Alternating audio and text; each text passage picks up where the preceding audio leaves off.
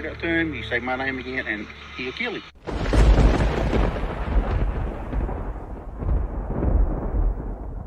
Hey guys, I thought I'd play the Battle of the Beach Creekers intro because I love it so much. I'd play it again, but only one of my AirPods is working. It's really annoying me. It's going to annoy me all afternoon. Hold on, maybe if I take them out and put them back in again, maybe it'll work then. My right AirPod has just ceased to exist. No, it's still not working. Only the left one's turned on. Oh, well, I'm sure I'll cope. I'm sure I'll cope. All right. So, welcome, everybody. What we're going to do today is we're going to compare what Fred Hill said about the day summer disappeared and what Lora, Fred's girlfriend, long-term girlfriend, has said about the day summer disappeared. So I've harvested a bunch of clips. All of them are from Ziggy's channel. I know some of you guys don't like Ziggy, and I'm sure that some of you guys don't like me. But anyway, Ziggy's rocked it with the Fred Hill interviews. She's the only person who's interviewed Fred Hill. And you've got to give her credit for that, because a lot of information has come out from Fred Hill's interviews. So she first interviewed him, I want to say December or January.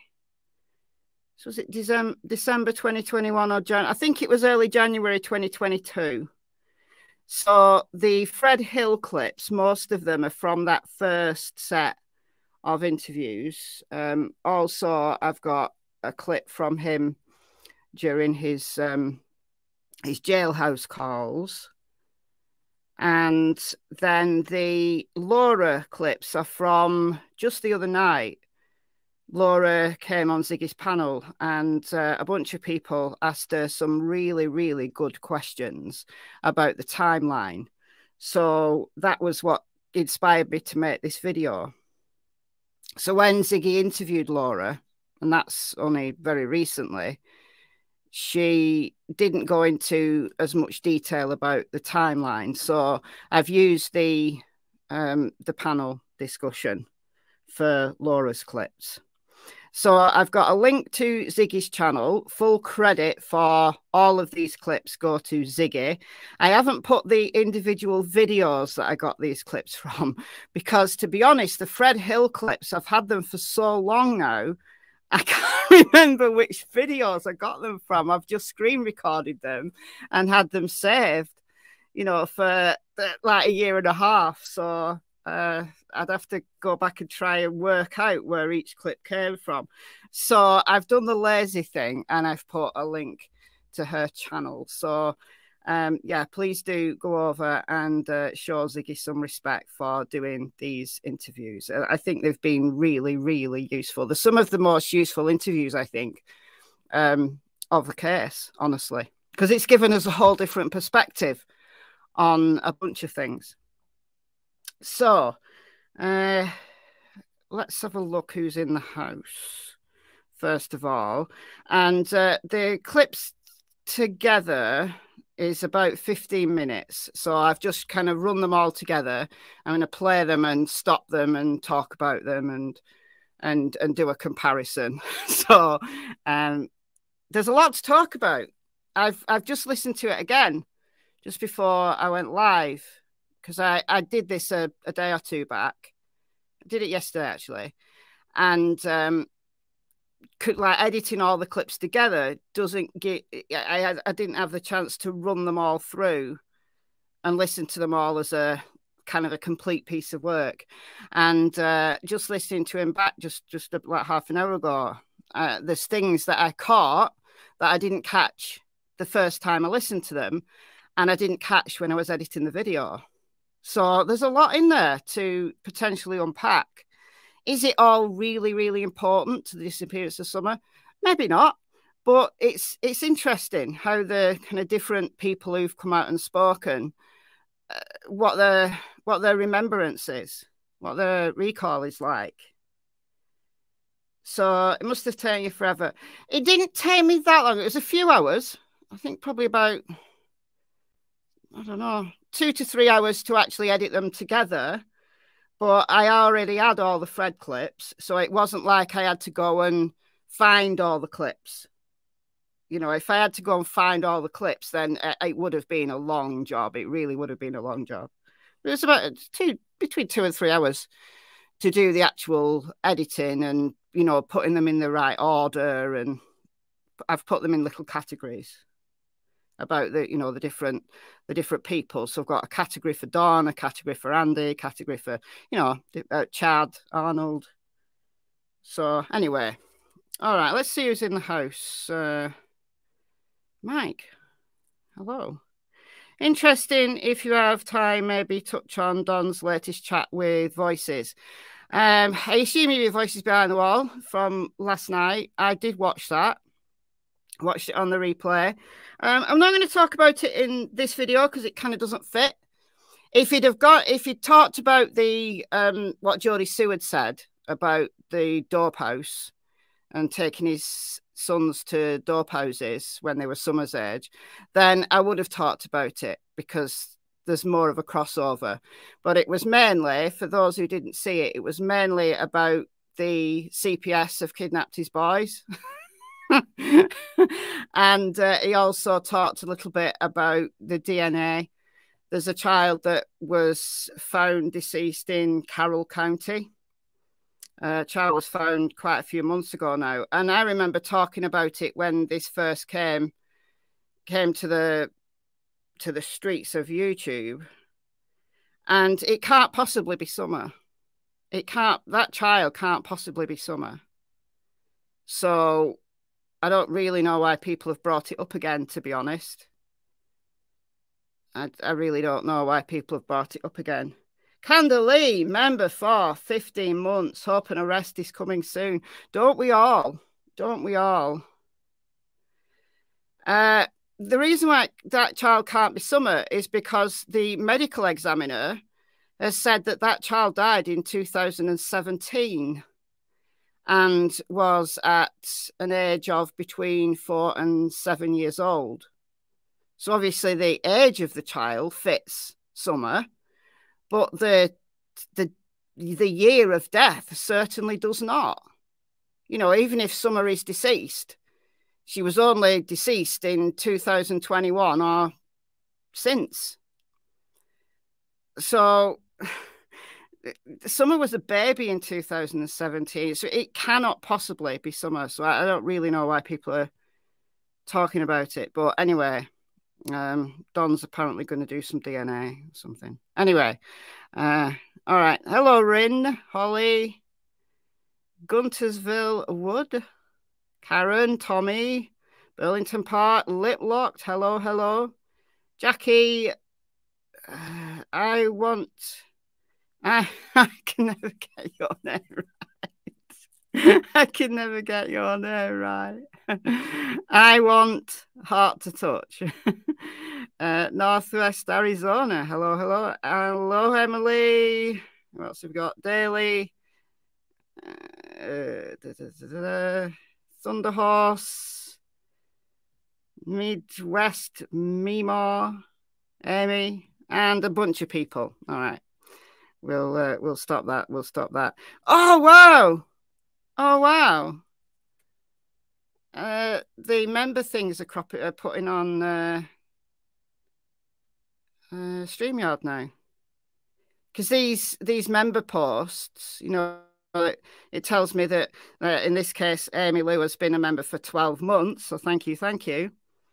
They don't normally appear on StreamYard. I've not been live for nearly 2 weeks. So that's a new feature on StreamYard. So that's good. StreamYard are getting with the times. Good, good, good. Let me just check I've not missed any other posts while I was talking. There's a lot of people in the chat now. So I got that one. Okay, all right. Without further ado, let's get into this. So start off with June 15th, 2021, and then it goes into the categories of the different people that have been talked about. So without further ado, let me know that you can hear this okay. The audio clip quality is obviously variable because these clips were done at different times, some of them with, in a quote unquote studio setting on a panel. Some of them were like the interviews with Fred were outside, and Ziggy was recording it on her phone, so it's the audio quality varies. I can't decipher every single word that Fred says, and neither can closed captions. So I'll put the closed captions on. They're good at picking up Lora, so that's fine. But Fred, well, you'll see. And it might be a while since some of you heard these clips from Fred, because most of them are old clips. But yeah, let's go. You thought the sheriff had news a while ago. Well, what he said, what Sheriff Lawson actually said, this was June 15th, 2023. So 2 months ago now, 2 months ago now, he said that they didn't have an update to share at the time, but he was expected to be able to update in the near future. So that was 2 months ago. So I don't know what near future means to Sheriff Lawson, because 2 months, it's not really near future to me. Near future probably is like a month or less, but it's open to interpretation. So I don't know.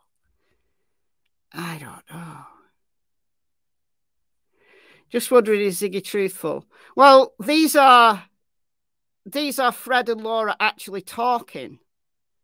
So it's not down to is Ziggy truthful or not. This is Fred or Lora truthful? It's nothing to do with Ziggy. Ziggy's just the host. It's these are Fred and Laura's words.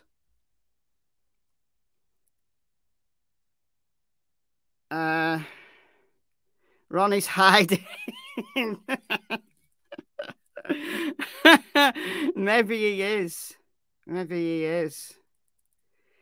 Surprised Don and Candice have not done DNA, because these days DNA is important.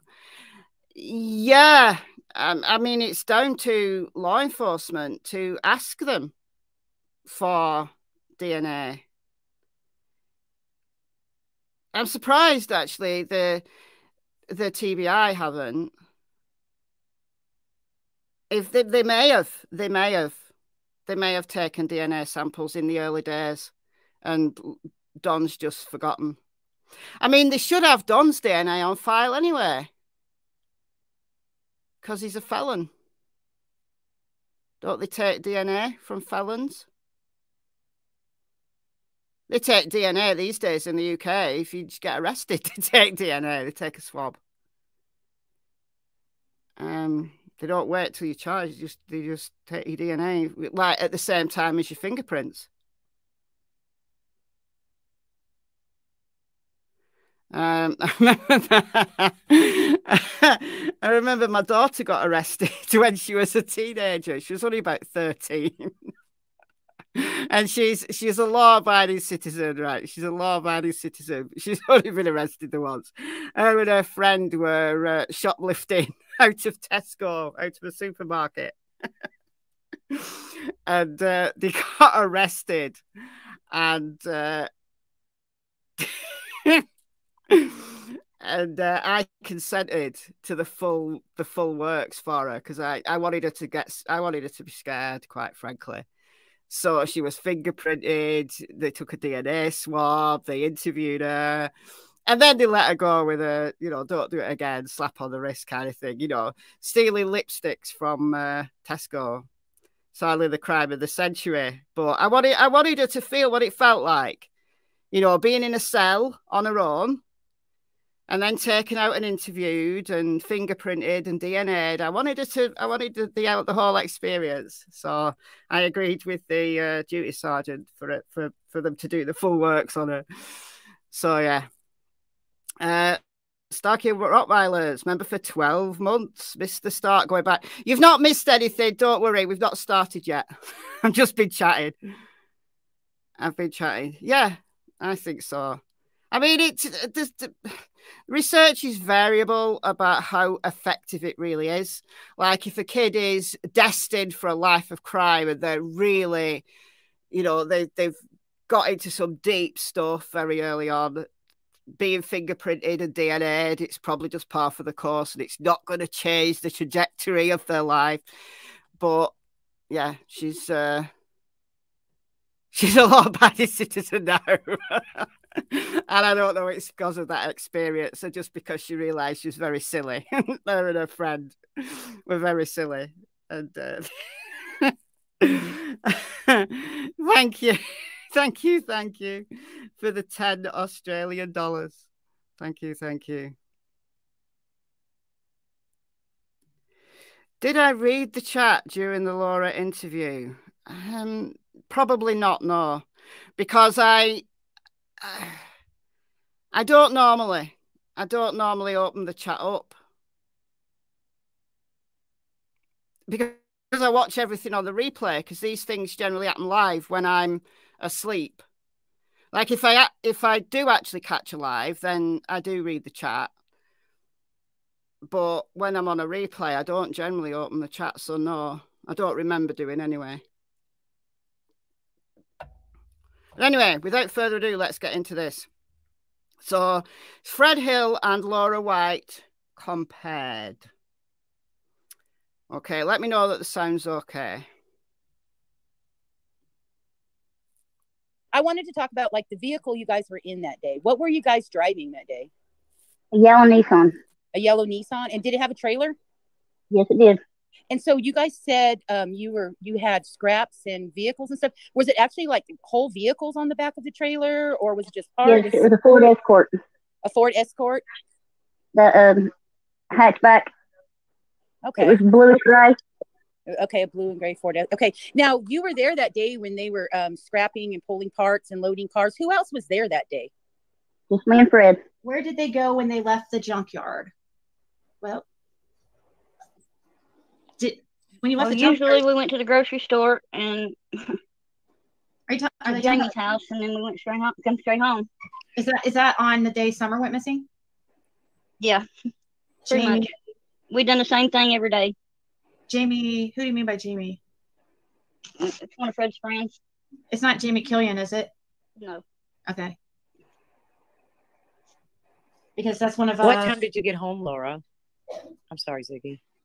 That evening, it was about 6 o'clock. Did you learn as you were coming in that Summer was missing? Oh, yeah. The law was everywhere. The law stopped us and told us that she was missing. So was Dawn already there? Yes. Okay, so Dawn was there and law enforcement was there. You guys got there. Yeah. I left here at like 4:30, and then when I come back in, they done had the holler shut down. Okay. All right. So I'll stop it after each section. So the reason why I clipped Fred dead short there is because he talks in more depth about the timeline when he talks about Chad Arnold. So that's coming up right now. But Laura's timing's out by about an hour, I think. She's consistently out by about an hour. This is one of the things that I've just picked up listening to it all again just before I went live. That she said they got back about 6 o'clock and the holler was already shut down and the police were already there. Well, we know that happened after 7. We know 100% that happened after 7 because the 911 call wasn't until 6:23, 6:26. And the dispatch call was just about 6:30, just after 6:30, the dispatch call. So when Lora said that they got back into the holler at 6 o'clock and everything was shut down, she's out by about an hour, I think. Maybe a little bit more than an hour. I think Fred's timings are more accurate than Laura's because she's also out when she, in her other assessment of the timeline about when they left. So I don't think it's an inconsistency with Fred. I think it's just that she's out by an hour. So she's misremembering. She's thinking that it happened a little bit earlier than it did.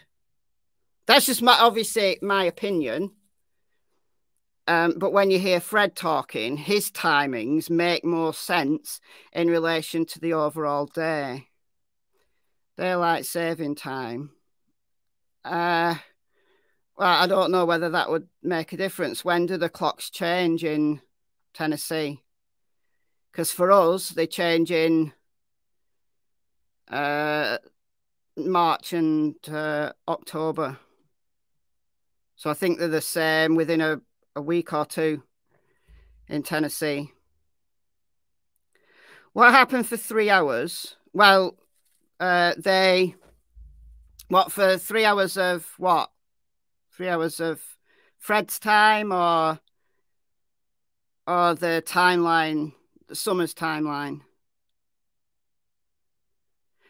And to be fair, right, if somebody asked me what time I did something, even a week ago, if I was asked to give a rundown of everything I did on a certain day a week ago, I would be just as vague.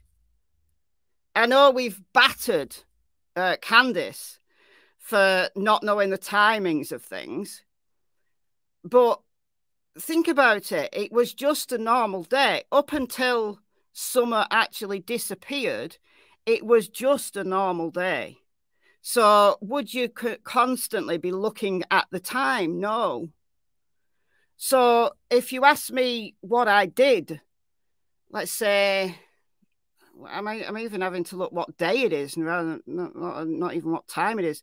So if you ask me what I did last Monday, a week ago,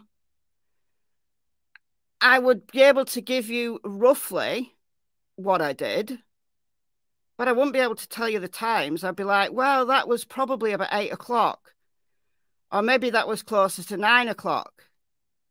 And then maybe I wouldn't be able to tell you. I wouldn't be able to tell you, because unless you live by the clock, let's say you're in work mode, like when I worked at a university and everything's all about, this time you do this and this time you do this and this time you do this. It was a constant clock watch. So I would have been able to tell you what time I did things at work when I was working in a university, because I would know what time meetings or lectures or whatever began and ended. So I'd be able to tell you the rundown of the day with the precise times, because it's ingrained in my brain, because that's where I had to be at that time. But if it's just a normal day going through the course of your home life, like Candice was, or that Fred and Lora were doing, yeah, Fred, they were working because they were taking cars to be scrapped. So it was what they do for money. But it's not like they had to be in X place for X time. Do you know what I mean? So to be out by an hour, I don't think it's massively important, honestly. But I don't know. Maybe it's just me. Maybe I'm not good with time either. All right, so that's one of the things that I think we've got to take from Laura's timeline, is that she does underestimate the time, and that becomes very clear when we hear what Fred says next. So she was with Fred when they went to the junkyard, and then they went to the store. So they went to the junkyard, they went to the store, and then they go to someone called Jamie's house, and that's what they do every time they go to the junkyard. So I don't know who Jamie is, no idea who Jamie is, but they go to Jamie's house. So that's what they did in the time between them leaving the hollow and getting back. So Fred fills in some of that time next.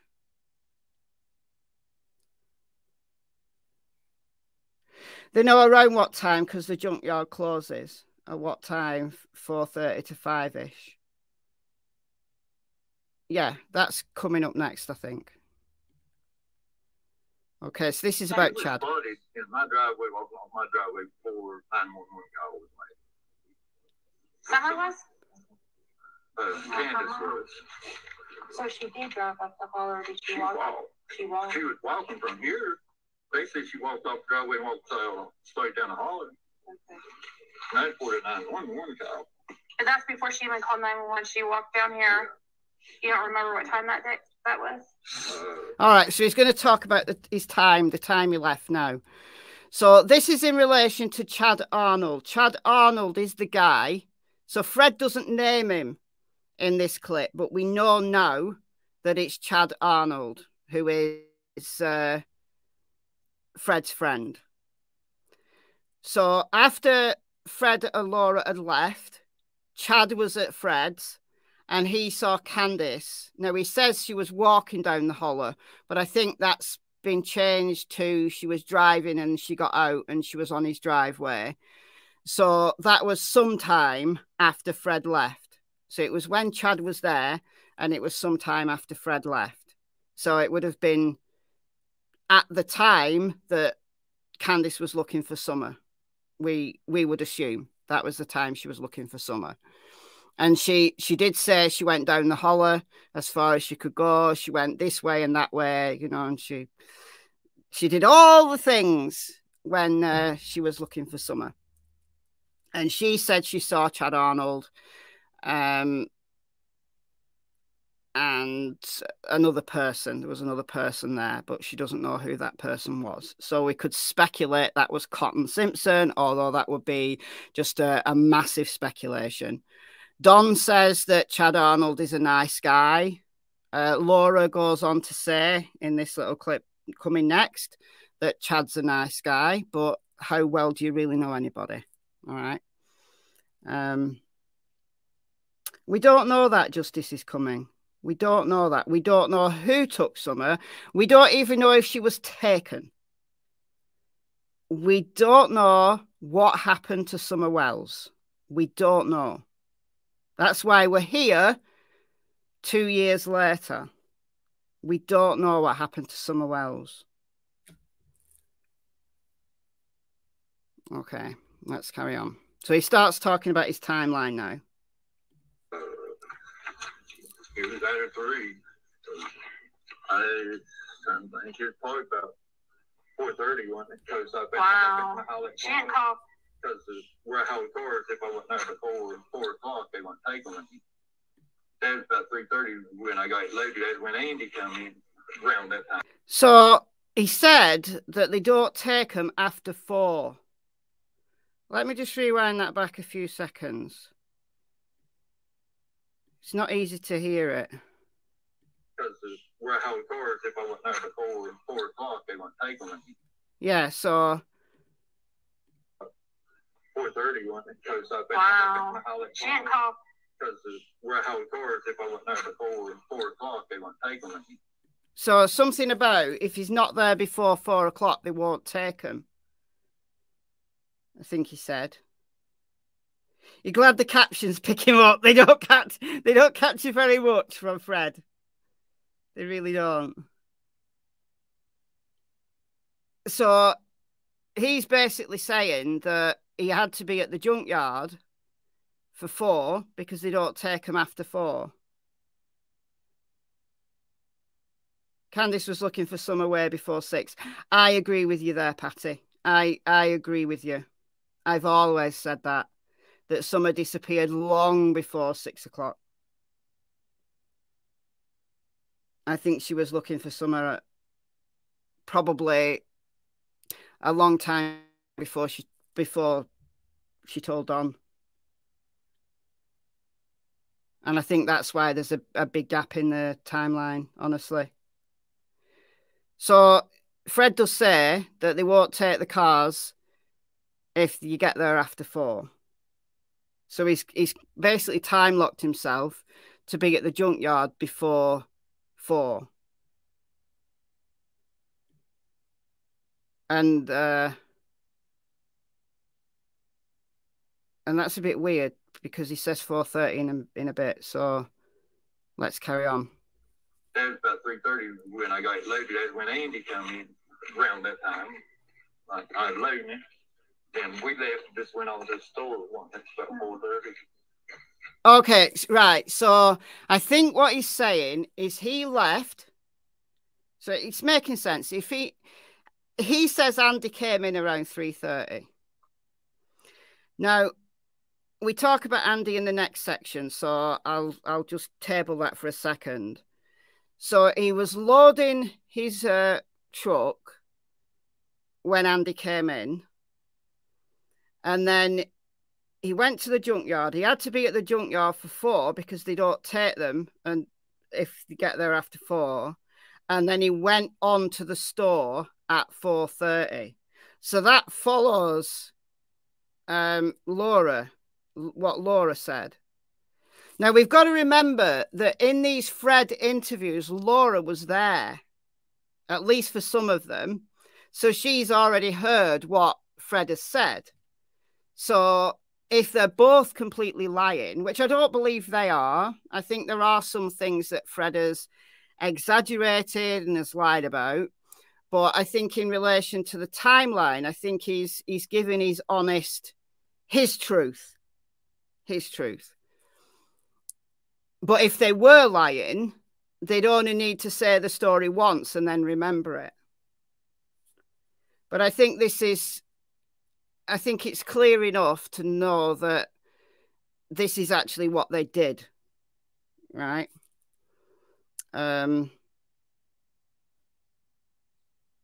So they went to the store at 4:30, according to Fred. So they got to the junkyard. They had to be at the junkyard for 4. They went to the store at 4:30. Then they went to Jamie's house, according to Lora. And then they got back. And by the time they got back, the holler had already been shut down. So we know that is got to be after 7.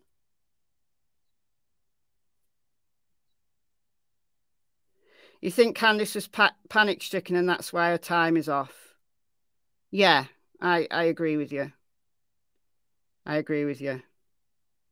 You don't believe Lora. I think she backpacks what Fred says.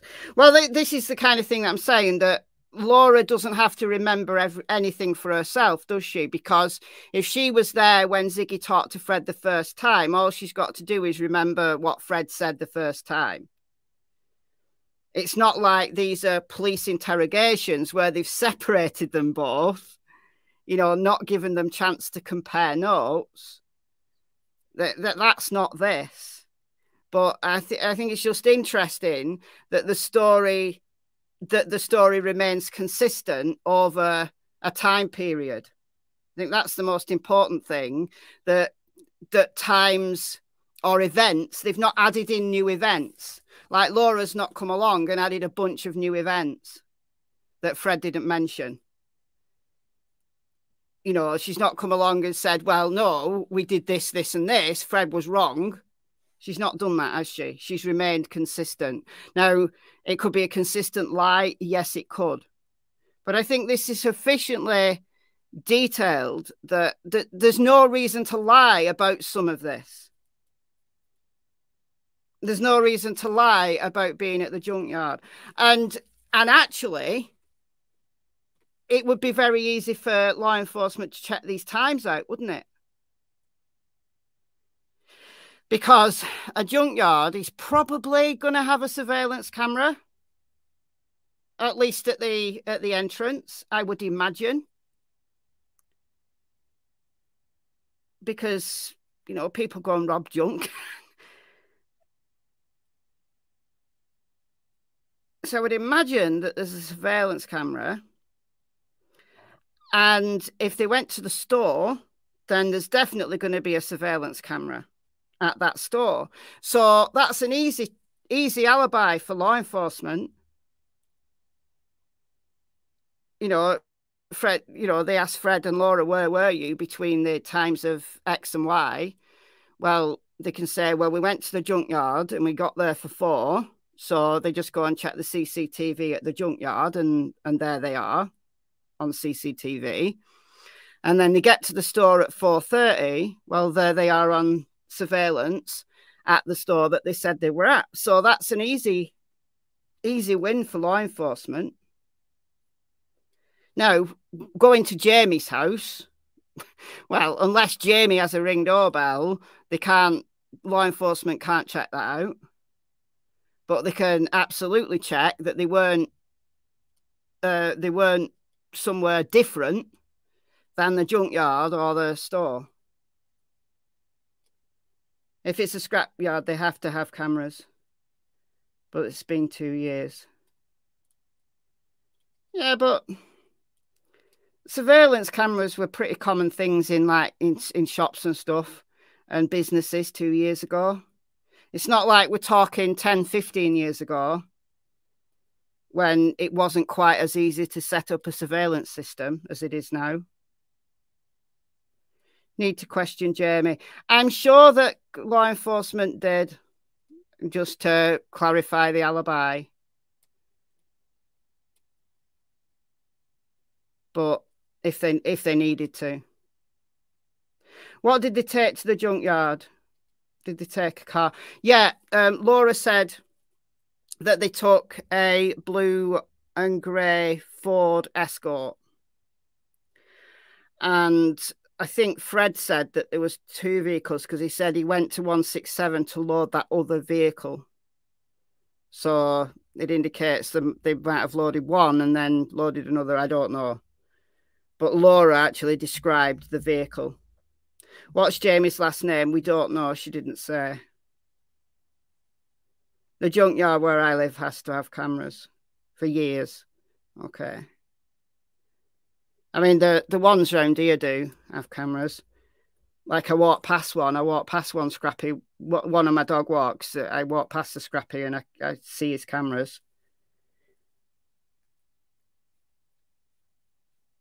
Couldn't they check Fred's phone? They did, I think. I think they took his phone, or cloned his phone. Did the police check the junkyard? Don't know. Don't know about that. Sassafras. I'm sure they went to clarify, like, just pick up a surveillance or just go and look at a surveillance camera and say, oh, yeah, that's where they were. That's 4 o'clock. That's where they were. That's where they said they were. But whether they checked every vehicle in that entire junkyard, probably not, no. Intact cars aren't crushed right away. They use for parts. That's true. Yeah. Like the money for cars is in the parts. There's quite a few people around here that do it and earn a decent living off it as well. So they take the cars, they take the parts, they sell the parts separately. Then they scrap the stuff that they can't use. And then they take cars, they buy cars and then do them up and put parts in them that they've got from other cars.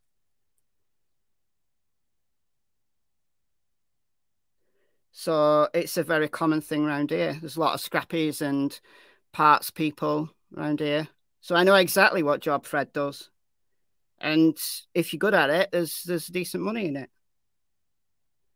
It's not something where, you know, it's just etching out a living. It's not like that. Certainly not around here. Rag and bone, yeah, we used to call it the rag and bone man. Like when I was little, it was literally a horse, a big horse. I loved it. It was Friday mornings, the rag and bone man used to come round my area, and he had this big horse and this big like cart on the back, and he'd go rag and bone, and people would bring out their junk. It's upgraded a tad since then, which is a shame. I wish we still had a rag and bone man. That would be very helpful, because I've got some junk that I either have to break up and take to the tip myself, or I have to get a skip, which is ridiculously expensive, and I'm not getting a skip. So, yeah, I wish we still had rag and bone. That would be great. But there's always been money in the things that other people throw away. And particularly in cars. There's a lot of money in cars. Steptoe and son. You miss the good old days. I do as well, Josie. I do as well. It's a big Shire horse. It was huge. Just leave the metalite where you are and they take it. Really? We I don't know what would happen if we did that. There'd be some busybody who'd come along and say, "You're littering the pavements! You're littering! You're littering!" Pretty sure. Were the cars checked before going to the junkyard? No, they couldn't have been, because Summer wasn't missing then. So no. I'm not by law enforcement. I'm guessing that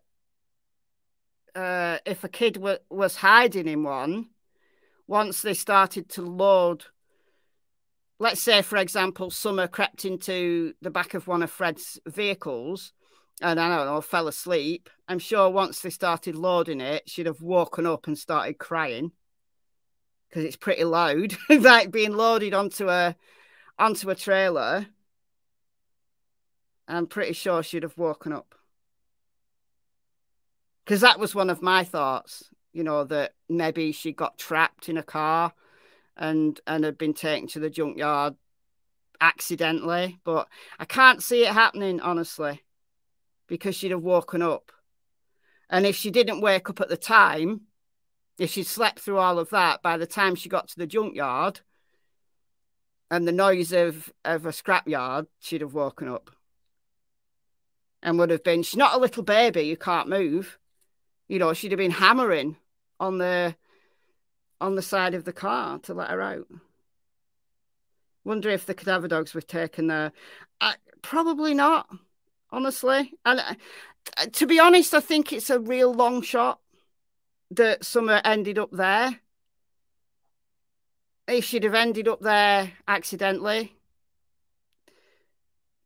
drugged. Why would she have been drugged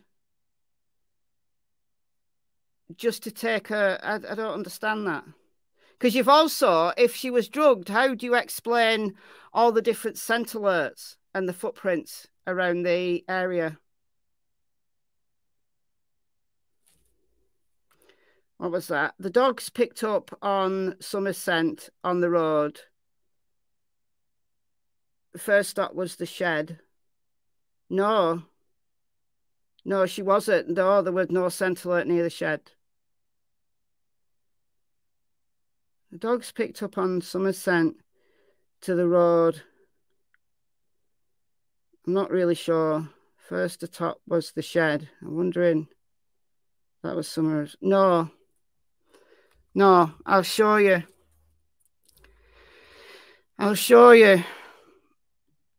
Exactly where the scent alerts and the footprints were. Well, the general areas, and they weren't near a shed. So I don't know where that's come from, honestly.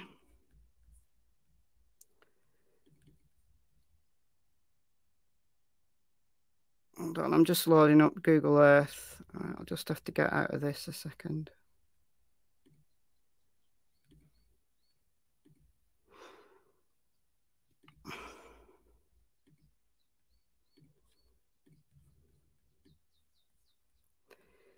All right, so I've shown this loads of times. I've shown this loads of times in videos. Showing it in live streams. So this is 110 Ben Hill Road. So we know that Don Wells has 3 sheds. It's Don 3 sheds Wells. And there's a shed near the house.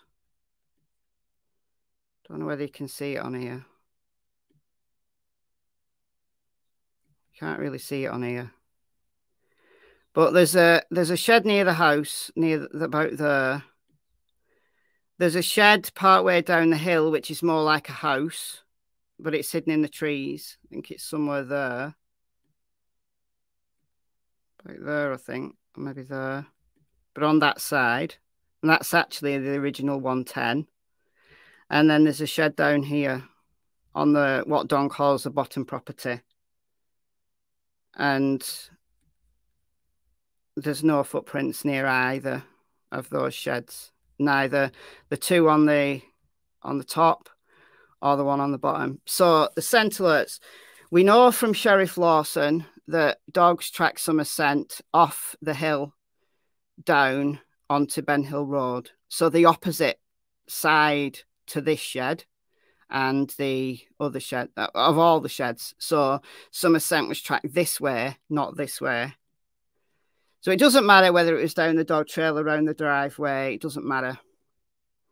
And I'm not going to go into the reasons why a dog might have lost her scent on the road because I've said it so many times now. Oh, my battery's running low. Hold on a minute.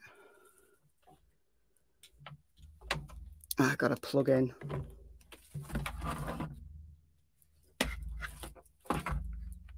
Please hold. Where's my...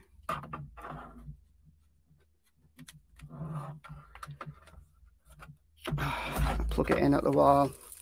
Just a minute, guys.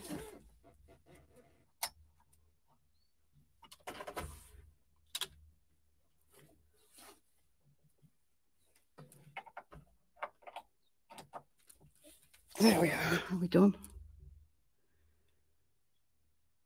Are we charging? Yes, we are. All right, good stuff. Hey, Noodle. Okay, so there was so the dogs tracked her down to the road, and then there's a scent alert around this area near Limestone Branch Creek. This is the Goaley's land. So these are just general areas where scent alerts were found. Don't know specifically where they were found, just the general area. There was also a scent alert at Fred's. Near one of his trucks. That's according to Fred. And then there was 2 sets of footprints, which are right over this side. Mr. Phillips, who used to live on this land, several acres that used to be owned by Mr. Phillips, not owned by him anymore. But there was footprints on his land. He talked about that in the early days of the case. Got lots and lots of screenshots from Mr. Phillips. That I could bring up if you wanted me to, but I've done it so many times that just go back. Just go back and check. And then there was also another set of footprints on Mary Sexton's land, high on a ridge. So any theory as to what happened to Summer Wells has got to explain why there was all these scent alerts, at least 4 that we know about. You've got to explain why there was a scent alert here, a scent alert here, a scent alert here, and a scent alert here. These 2 had accompanying footprints, but they were found by dogs who were looking for some scent. So you have to explain, in your theory, you have to explain why those scents were there. It was not a set of footprints, it was a footprint. Yeah, that's fine. There was actually, I think, 2 or 3 in one area and then 1 in another. So, no, it wasn't a track of footprints. I've never said it was a track. We don't know, though. There may have been tracks, and we just haven't been told about it. There may be a lot of other scent alerts that law enforcement found that we just don't know about because nobody was there to witness it. The reason why we know about these footprints is because Mr. Phillips was actually there to witness the dog. We know about this scent alert because Fred was there and witnessed it. So you've got to explain that in your theory. Got to explain it. All right, back to the matter at hand here. Oh, else we're going to be here for a light ever. So reshare my old screen here. Okay, are we back? Yes, we are. Okay, so back to the timeline.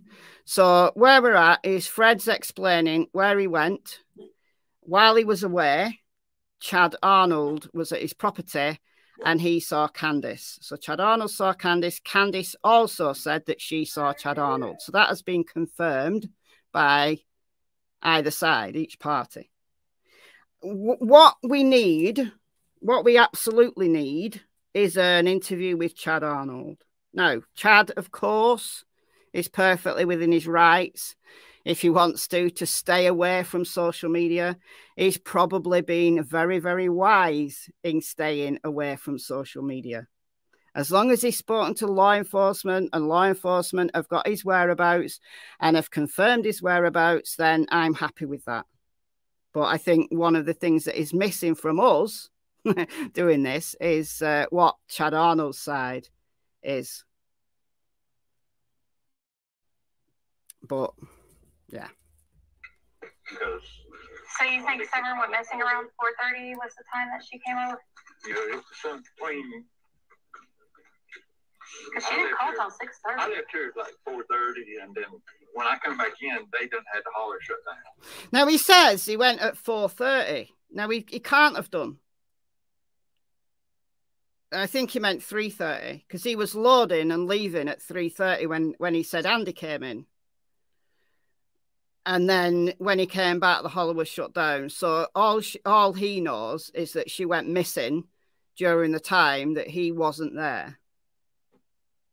Yeah, Scrappy closes at 4. Yeah, we've already talked about that. Yeah. So I think he meant he left at 3:30, went to the junkyard, and then he's just said literally a sentence ago that he was at the store at 4:30. I'd like to hear from Frank Light. I would as well. Absolutely. I would as well.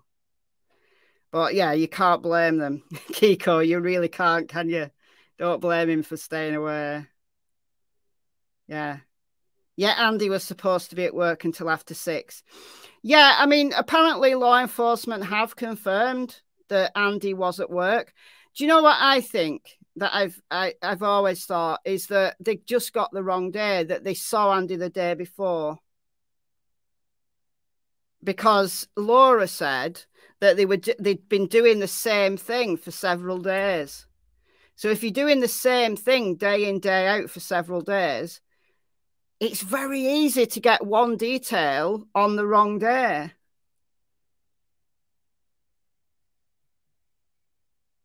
At what point did Candice come to Fred's? Well, we don't know because it was Chad that saw her. So unless we get a time from Fred, not from Fred, from Chad, because Fred wasn't there. It's just that Chad was there on Fred's land and saw Candice.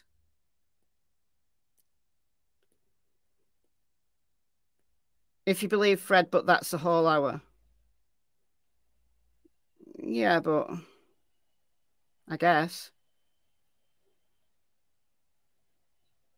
But Ellie can't confirm Don's whereabouts. Well, apparently Don's got 7 alibis and his good buddy Starlink, so...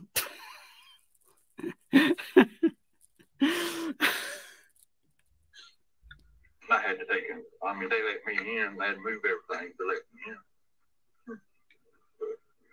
Wow. About 4:30 when I left out. And the police See, you said it again. It's about 4:30 when I left. But it can't have been. Because he just said, I was leaving. I was loading the truck when Andy came in between 3 and 3:30, which would, excuse me, which would make sense if they have to be there for 4, which is also what he said.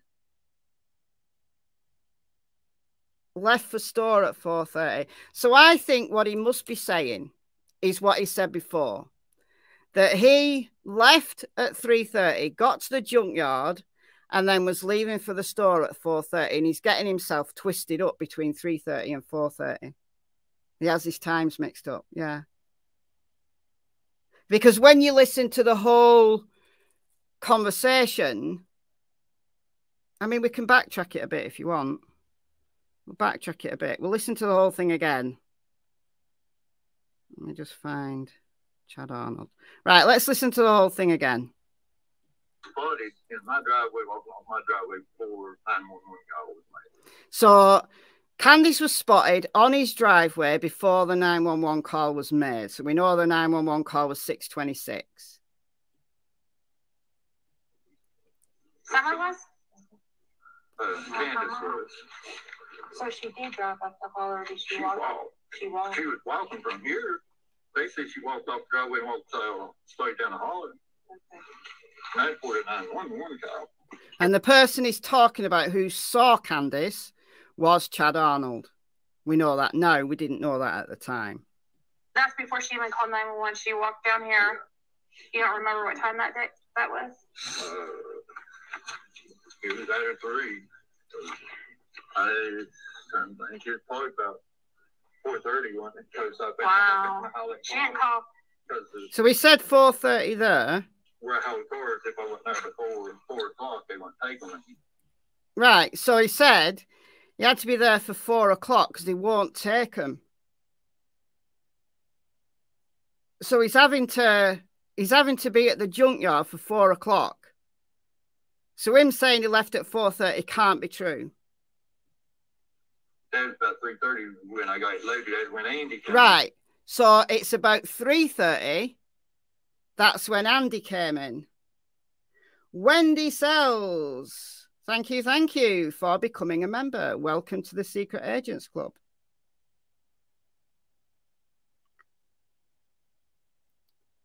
Yeah, that's true, Twisted. It's hard to discern dishonesty or confusion. It's difficult for detectives. Yeah. 2 trips, maybe. I mean, it's not like there's a scrapyard just round the corner or a store just round the corner. I think when you left, you've left. Because to come all the way back, to go all the way back out again, it's a bit of a distance.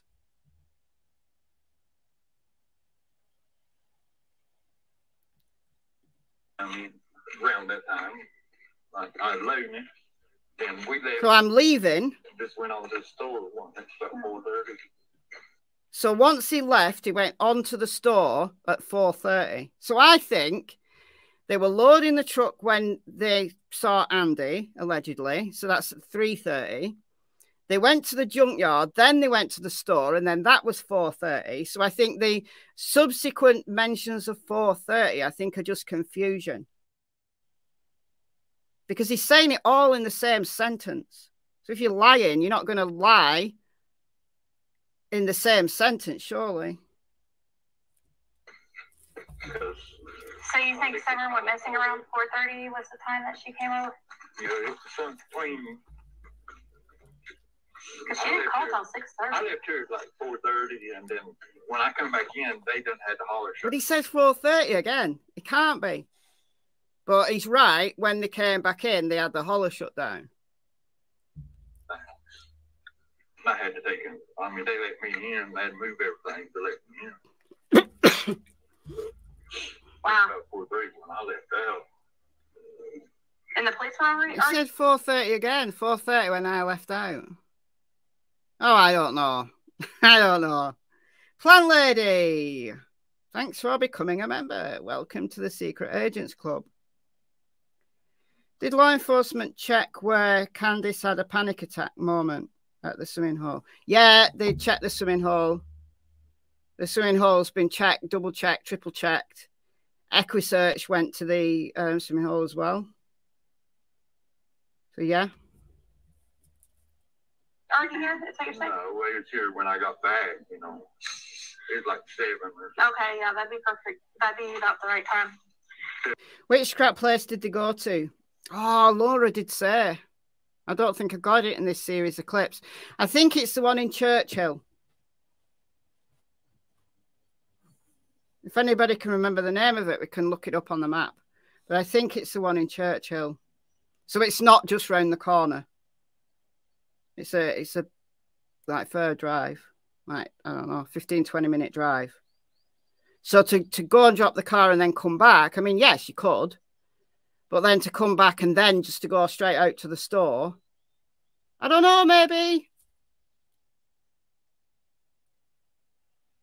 When he says 4:30, he's answering Ziggy's question about what time Candice was seen down by his place.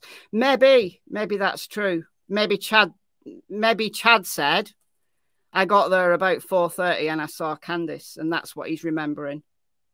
So I don't think it's barefaced lied. I think it's simply there's a lot going on, and there's these times that, you know, there's a 4:30, which is important to Fred, but it could well be that that's the time Chad told him that he saw Candice. But that's obviously hearsay because we haven't heard from Chad. So we don't know. We're only assuming.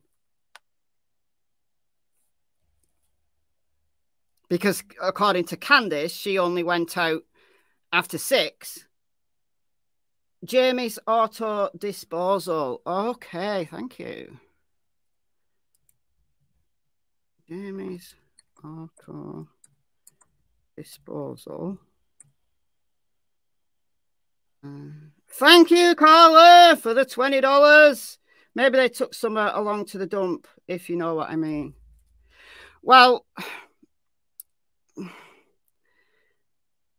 it's something I've thought about, honestly.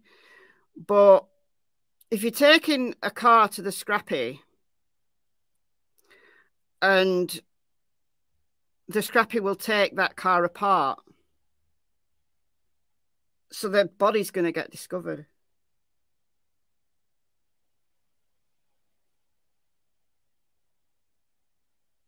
Yeah, she disappeared on a Tuesday. Tuesday, the 15th of June, 2021. Dumped en route. I don't know. I think she'd been dumped by the side of a road. There's been that many people looking for her. She'd have been found. Maybe they handed her off to Cotton. I don't know. I do side-eye Fred, but he's not high on my suspect list, I have to say. Jamie's auto disposal.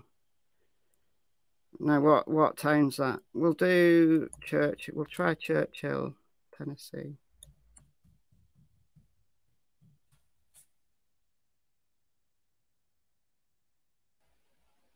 Got it. Right, a second. Jamie's auto disposal. 152 Wallant Town Road, Churchill, Tennessee. So if you want to dispose of some things, 423 202 2843. Let's put that into Google Maps now. All right.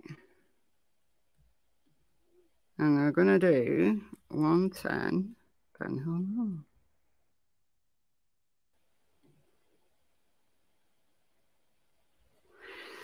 And all right, here we are. Look. So Spenhill Road right there. And you go up here, up here, up here. And there it is. Jamie's auto disposal in Churchill.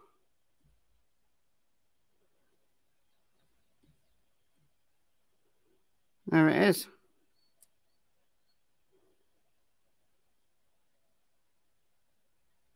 Doesn't look like a scrappy, honestly.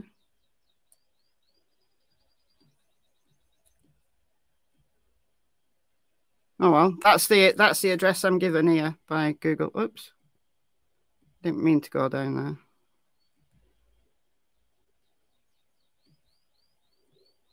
So 19 minutes, 10 miles. So I'm not sure they're going to go 10 miles back and then go back out again to the store. I think you're probably going to do it all in one. So there's Laurel Run Park. So they have to go past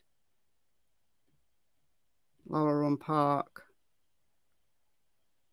So they actually go past Cotton Simpson's house to get to Jamie's auto disposal, which is an interesting, according to Google anyway, because Cotton Simpson lives here on Mountain View Road.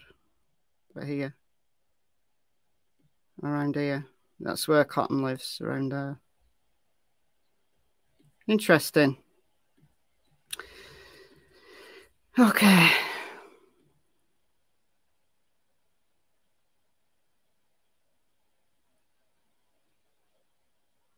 Lots of scrappier indoors now, it says, in environmental fines. Really?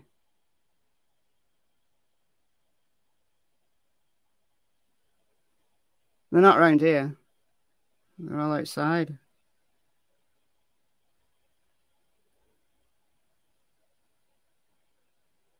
you know if the footprints were on paths? No, they were in wooded areas. I mean, there may have been a trail there, but impossible to tell. But they were in the wooded areas, and one of them was high on a ridge. That's really all we know.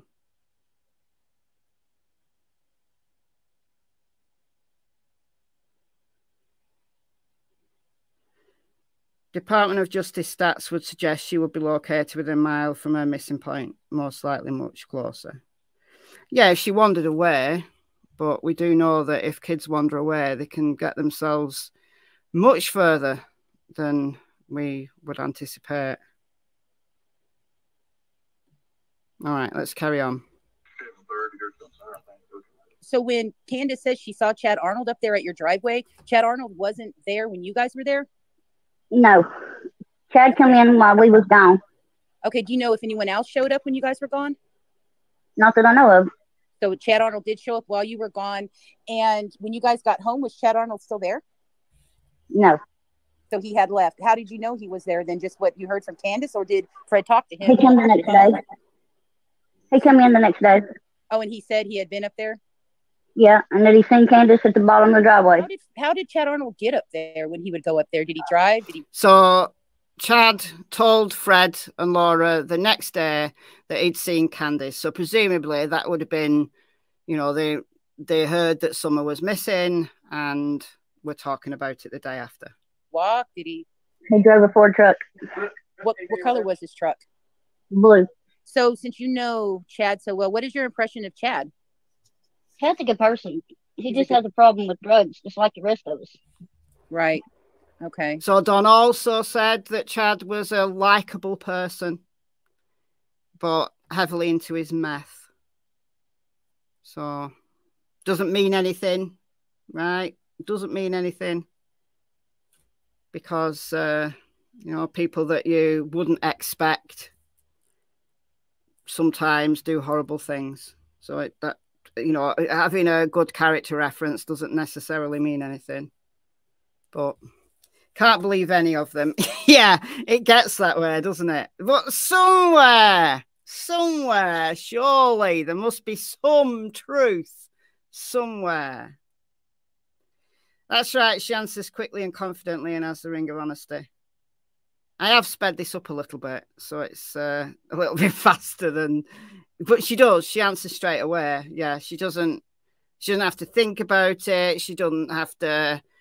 It doesn't sound rehearsed. So there is that. And she, quite frankly, what reason does she have to lie, honestly, at this point? I don't know. What? But you could say about any of them, what reason do they have to lie? And then we catch them in a lie. I don't know. Okay. But as far as being a weirdo or anything like that. No, he's a good person. He would Well, never hurt a kid. Why do you think his wife has a restraining order against him? Do you know, like, what her complaints are with him? They just got into it. He was drinking. And did something stupid or what? Has he gotten really bad since his brother passed away or something? Yeah. Okay, so we're moving on now to seeing Andy on Ben Hill Road. So we already have heard from Fred that was around 3:30 when Andy came in, but he gets a little bit clearer in this clip. The seat like Indian was in there. Because I done 165 and 67 days. I had triple cars down there along the driveway. Well, I was parked in the road. That same. So it was at 165 and 167, parked in the road because he was loading a vehicle, and Andy came in. So 165 and 167 is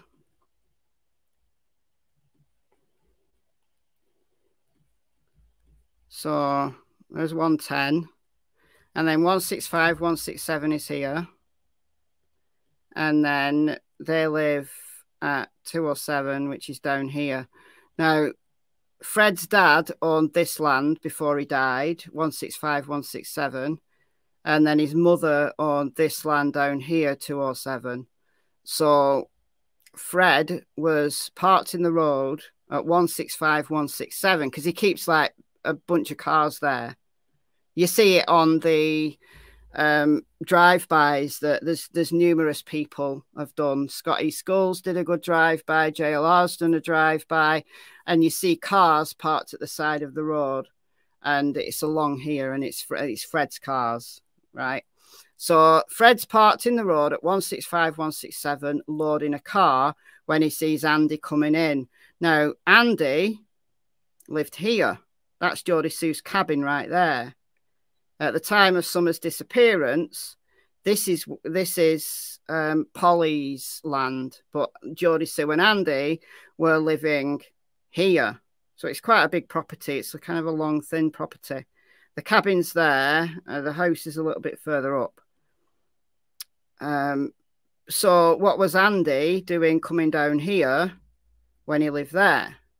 Because the driveway is I don't think you see it on the driveway is almost across from the Wells driveway. I think it's just a little bit further down. So Andy would have no reason to come down here at all if he was just going home. So what Andy was doing down there anyway, who knows? But the question for me is, has Fred just misremembered, and was it actually the day before? Because when Andy was questioned about it, Andy said that it was the day before. It was the day Jackie Dobbs was there that he came home early, not the 15th, the day Summer disappeared. And Andy was at work. Now, law enforcement would have been able to confirm that Andy was at work. Yeah, some affair going on, or just for casual sex, maybe. All right.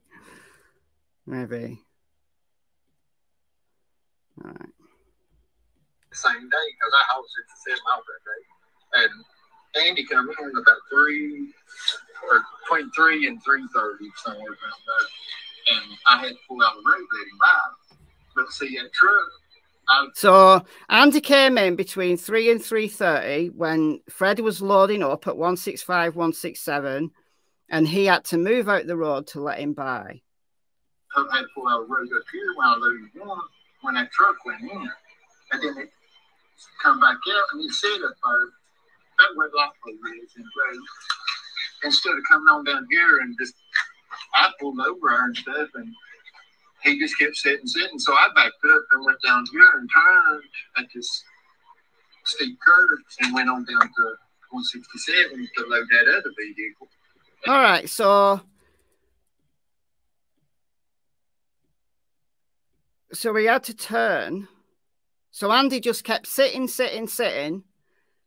So Fred went back down the road, down the steep curves, which probably here, so a steep curve, and turned round and then went back. And Andy just kept sitting. It's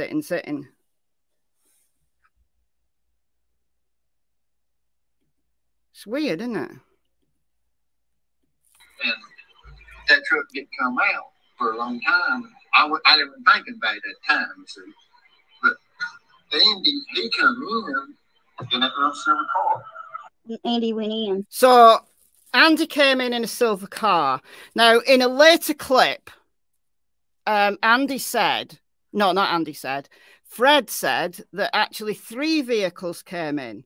One was Andy's, one was a truck, and then one was another. There was another vehicle. There was 3 vehicles that came in at the same time. So one of them was Andy in the silver car. And they all came in at the same time, and they just kept sitting, and Fred had to maneuver a way around them. Andy said that was the day before. Fred swears down, and he said it numerous times, that it was that day. It was the day Summer disappeared. So who knows? I think Freddie's telling the truth. My thought is he's confused, that he's just got the day wrong, because surely law enforcement will have been able to confirm that Andy was at work when he said he was at work. But who knows? Because law enforcement are not telling us anything. We've only got Andy's word and Jory Sue's word that Andy was at work, and that law enforcement have confirmed that he was at work. So whether Fred's confused by the day or whether Andy's lying, we do not know. We do not know. I just think that Freddie's telling the truth. He did see Andy, and I think it's his honest belief that it was the 15th. But in actual fact, it could easily have been the 14th, when we know Andy was home early because of the Jackie Dobbs situation. So it's easy to get a day wrong, especially if you're doing the same thing for several days, which Laura said they were doing. They've been loading vehicles and taking them to the scrappy for several days. There seemed to have been a lot of comings and goings around Ben Hill at the time Summer went missing. They did, but there probably was always comings and goings, honestly. But yeah, yeah, it's a lot. It's a lot to kind of keep in your head, honestly. It really is. Meth is a powerful drug. Days go by fast, is my understanding. That's another thing. These people are on drugs. And one day is very much like another. If you've got your time perception a bit whacked out because of the drugs, and then you're doing the same things for a few days on the run, then it's easy to get a detail on the wrong day. I mean, look, I've never taken meth, and I never will take meth, but I get my days mixed up. I mean, how many times have you seen me when I put the dates on my videos and I get the wrong date? I mean, it's so often. I just don't have a good perception of days or times. I don't need to, unless I've actually got to be somewhere at a certain time, and then I'm punctual. I hate being late. I'm always punctual. If I'm not punctual, I'm early. So if I have to be somewhere at a certain time, you can bet your bottom dollar I will be there. But on just a regular day, I'm not going to be anywhere at any particular time. And if you ask me about it, I'm going to give you something vague. Like, ask me what time I went out this morning. And I don't know. I'm going to say about 8, but I've no idea. It could have been 9, 8:30. I do know I had to be at the vets for 10 because Noodle had his booster vaccination today. I had to be at the vets for 10, but that's only around the corner. So what I know is I took all the dogs out, but I only took them for a short walk, and then I came back, and then maybe there was about maybe an hour or a half an hour, and then I went to the vets, and then I came back, and I know I had to be at the vets for 10. That's the only time I can pinpoint, because I had to be at the vets for 10, and I was at the vets for 10. But what time I got home, I don't know. I'm going to give you an estimate of maybe it was about 10:30, but it could have been earlier. It could have been later. I probably could give you the route I took, but I'm not really sure. This is this morning. This is 7 hours ago. And I'm gonna think, well, I probably went that way, and probably that was at that time, because I'm using the 10 a.m. had to be there at that time. Everything that I did before and everything that I did after is relative to that one time point that I had to actually be somewhere at that time. Everything else is relative to that. So if I get one time point out, you're going to say I'm lying. You know, if I was in a police interview and I had to give a rundown from my day, and I say, well, I had to be at the vets for 10, and I know that's a definite, and I was definitely there, and the vet can confirm I was there, and I made a payment on my card, so there's my bank, and my phone will ping there, and my dog had a booster, so the vaccination will have been recorded. So that's an actual time point that can be verified. But then the cops say, well, what did you do before? Give us a rundown of what you did from when you got up to when you went to the vets. And I'd be like, well, I took the dogs out. Okay, what time was that? I don't know, maybe 8. And then a cop will come in and say, well, actually, we had you on surveillance at somebody's ring doorbell at 8:45. So where were you for 45 minutes? And I was like, well, I don't know. I must have gone out later. Yeah, but you said you went out at 8. Well, maybe I did, and maybe it was later. So you automatically, just by giving a rough estimate, start to look like you're lying when you're not. You're just giving a rough estimate. And then you go, well, what time did you get up? Try and work out from what time you get up. Well, I woke up maybe about 5, and I went downstairs and dogs went out. Okay, so you've been up since 5. Well, no, not really, because I went back to sleep. Okay, so you got up at 5, then you went back to sleep. What time do you go back to sleep? I don't know, maybe about 6. Well, actually, we've got you on surveillance at such a time, and you went here. And my next doors have got a surveillance camera, and they'll say, well, no, actually, you were out in your front yard at 6:10. You couldn't have been a bit in bed asleep at 6 because you're on surveillance at 6:10. Okay, well, all right then. I went back to bed later then. Yeah, but you said you went out at 8. So how long did you go back to bed for? I don't know. Can you see how easy it is to accuse someone of lying when they're being vague about a time, when they're being genuinely vague, because you don't know? And there's that one time point of 10 a.m. is my reference for the entirety of today. And then this live stream is my next reference point. But I only set this live up. I don't know what time I set the live up. I can't even tell you what time I set the live up. I just don't know. It doesn't matter to me. And I think for these people, it also doesn't matter too much about the time. And that's why we have these different times that float around. So I get it. I do get it. I want to know the timeline. I talk a lot about a timeline. I like a good timeline, but I absolutely understand why we don't have a minute-by-minute timeline, because they're just not thinking like that. That's exactly right, Twisted. People get stressed and give panic answers. Yeah, and if I was in a police interview room, I would be stressed. If you're in a police interview room, you're stressed. And you're going to say, well, I'm trying, But the more you try, the worse it gets for you, because the more stress you get.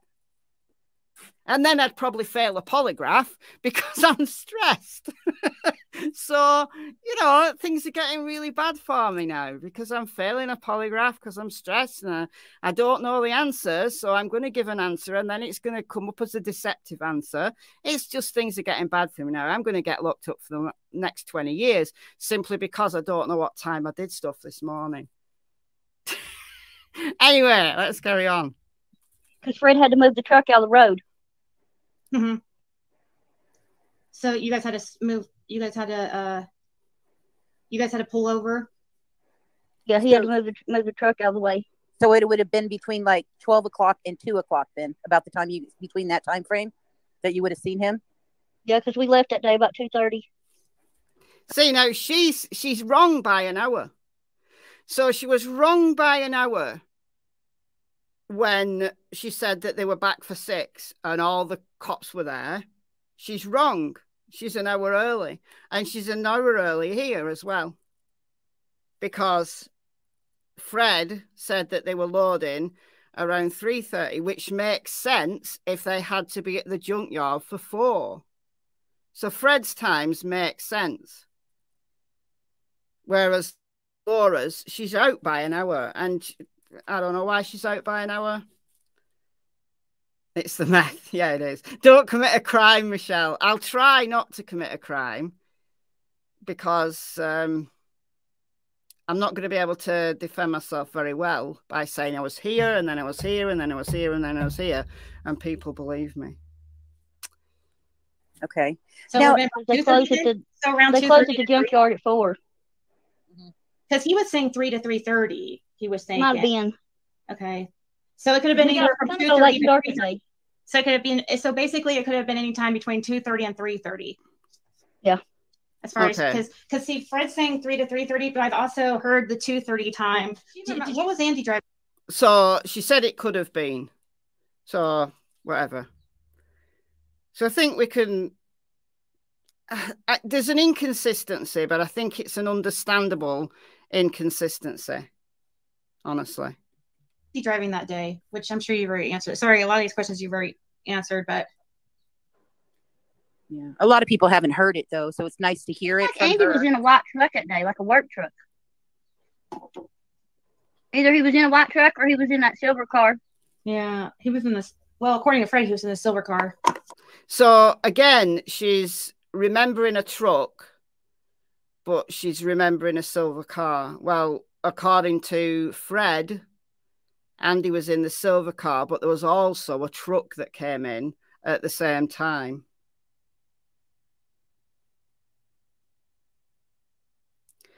She leaves out Candice walking over there, asking if they'd seen Summer before 911. It's on Fred's interview. It's also on Laura's. We've played it. We've played it. When we've just played it a few minutes ago about Chad Arnold. She does talk about that. All right, we're moving on now to, I think it's Jodie Sue and Andy next. This is funny. This is funny.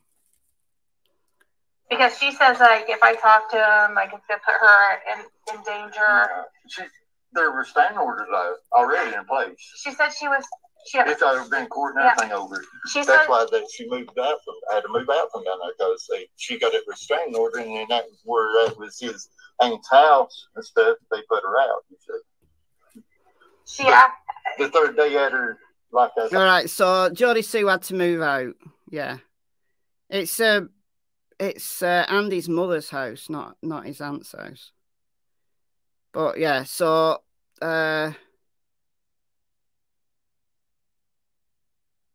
it's funny what Laura says in a minute though. That's talking about they stood down there for 3 days. Well, on the 4th day, all of a sudden, when this is really interesting. This is really interesting that Jodie Sue and Andy sat down on Ben Hill Road for 3 days after Summer went missing. So this is just nosiness. In my opinion, this is just nosiness on Jodie Sue's part. That she was down there for 3 days listening to all that was going on. And then on the 4th day, Andy upped and left. And Fred said that he left for 30-some days. Now, I can't make out where Fred said he went, but he was gone for 30-some days. And Andy confirmed that. Andy said he did leave. He did leave after Summer went missing. I find that very interesting. Where did Andy go? Why did he leave? Was it because he was just sick of Geordie Sue, or was the heat too hot for him? I don't know. I just want to know where where Andy went, and why Andy went, and why did he go for so long? Nosy Parker didn't want to miss a thing, yeah. Yeah. She probably spends her life listening to other people's business. Well, she does. She does. Gone with Don. No, Don didn't go. Like 4 days after Summer went missing, Don didn't go. Don was there. It was later that Don went for about 3 or 4 days. So he don't leave just the road. He leaves the whole area. He goes in Roxville places and stays there for, what was it? When we finally seen McCoomers. I don't know what he said. He leaves the whole area. And then he comes back when they saw him. How did the guy say? He'd been gone for like 30-some days at that time. Right after summer? Gone for 30-some days at that point. Yeah, 4th day. Wow. But that's what I'm saying. They stood at the road down there and listened to everything going on day and night. Didn't even go home. And then on the 4th day, he just up and disappears and leaves. That is very interesting. I find that very interesting. Knoxville and places. I think he says Knoxville and places, but I can't be absolutely 100% convinced. Enough of her mouth can't show. Maybe Andy went to Becca's. Maybe. Did Andy pass away? No. Not as far as I know. No, Andy's not passed away. And I just find that very interesting. And Andy didn't say, no, that's complete rubbish. Andy said, yeah, I did leave. So, interesting. Andy has been growing pot on Mom's land. Andy was likely with a new woman. Yeah. Andy B showed up in AB's chat yesterday. Did he? Interesting. They don't even come back for 30-some days. Is Andy Bernard, is in your eyes? I mean, it's just your opinion. Is he a good guy, bad guy? What kind of guy is he? Andy, he's always been decent to me. Okay. I never seen out the wrong character out of him, no. Jody. And again, just because she thinks Andy's a decent person doesn't mean that Andy is a decent person, right? Because, I don't know. Maybe he is a decent person. We don't know. We don't know. Maybe he's nice sometimes and horrible other times. Maybe. Listen to listen to what she says about Geordie Sue. This is funny. Nice. Jody Sue ain't nothing but a lying, trifling whore.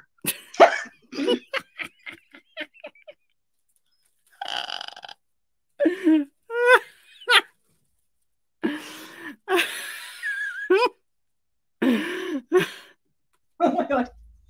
She would, oh man. If anybody believes her, then they're stupid. I'm sorry, but I can't tolerate stupidity, and that's just stupid. When you drove out that, I had to include that just for the fun of it. you didn't see Jody Sue in her driveway, did you? Yes, her and Andy camped out at the bottom of the driveway for 3 days after she went missing. Okay, but what about the day she went missing when you guys drove out to the junkyard? No, they wasn't down there when we left. Okay, she wasn't there when you left? Okay. And that makes sense with Geordie Sue's timeline as well. that makes sense. Because if they left at 3:30, Jodie Sue would have been in her cabin at 3:30. So it makes sense that she didn't see Jodie Sue on that day.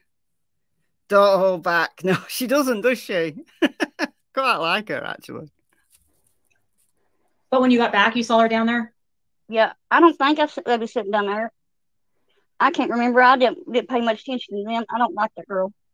So you didn't have any kind of, you don't know her very well, or you don't talk to her much, or? I tried not to talk to her. Okay.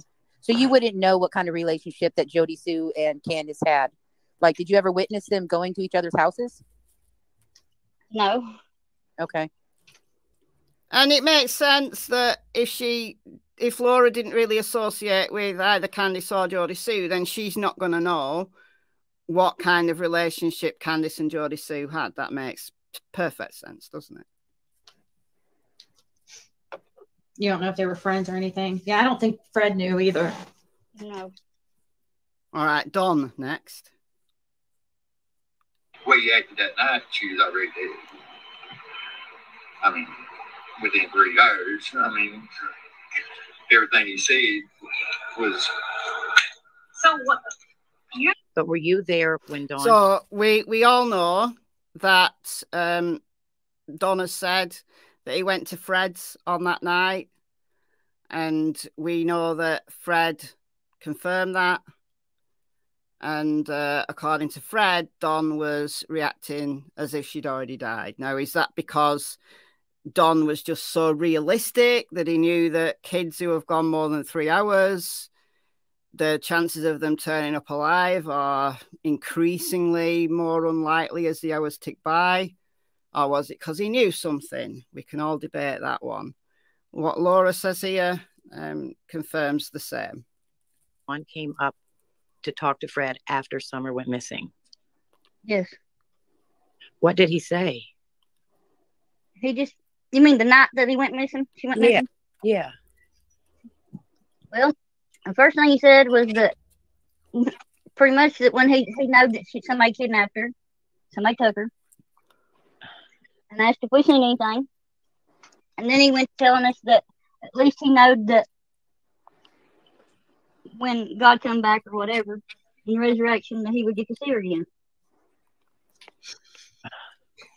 He immediately said someone took her? Yeah. Do you think that he probably thought that because he thought someone was going to take her? I don't know what he thought. I mean, I just know I that imagine it's hard to, you don't even try to get this man was always drunk or high on something, and all of a sudden he's religious. And all he wants to talk about is God coming back. I mean, really? Your daughter gets missing, and now you've got God? So are you saying prior to that, the times that you heard Don talk, it was never, ever about religion? This is the first time when that happened that you heard him talk about religion? Pretty much, yes. The only time I ever heard him talk about God, period. That's interesting, isn't it? I mean, I think Don compartmentalized his church friends, because we do know he was going to church. He was involved in the SDA church. That he's compartmentalized his church friends with his neighbours and his, other friends, his druggy friends.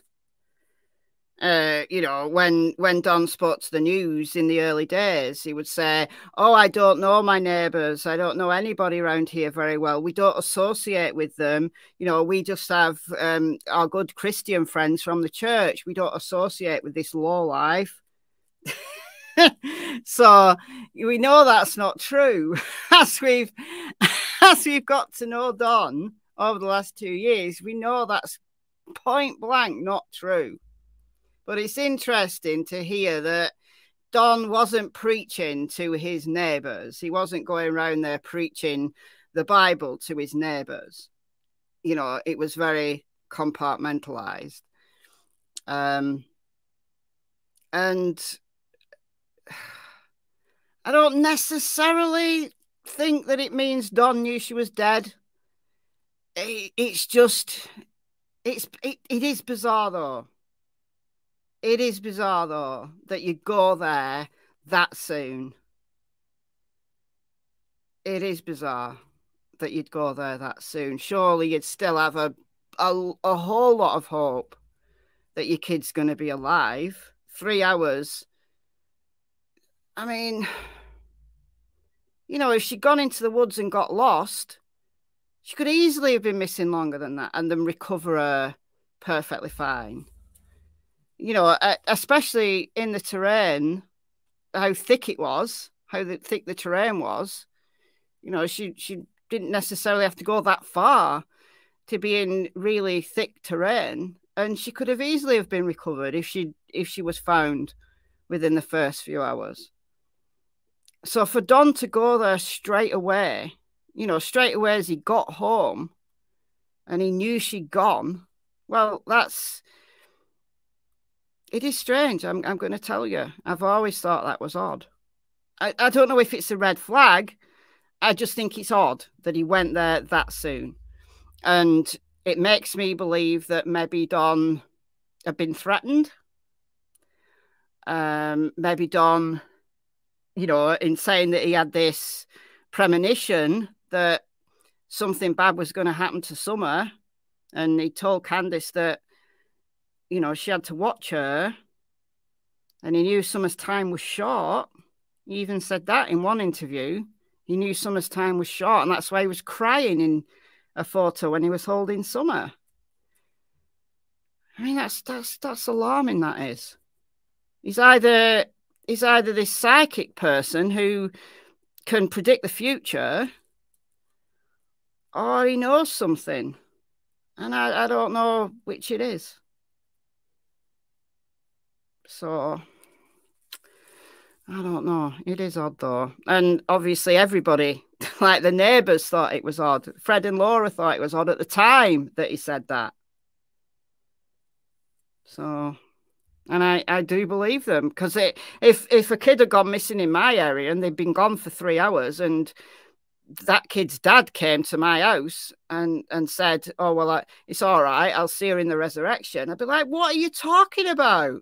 She's only been gone for 3 hours. What are you talking about? You see her in the resurrection. What do you, I'd say it outright. I'd say, well, what do you know? Do you know your kid's dead? Because if you know your kid's dead, let's hear it. Where is your kid? If they're dead, where are they? I'd have it out with them there and then, me. That would rub me right up the wrong way. 3 hours after a kid went missing, you say, oh, well, it's all right, I'll see her in the resurrection. It's like, no, we're going to find her. Come on, we're going to find her. And if they insisted and it got my back rubbed up the wrong way, then I'd be like, you know your kid's dead. Where is your kid? That would be it. And then I'd tell the cops what he just said. Because that's weird. That's weird. Anyway, let's carry on.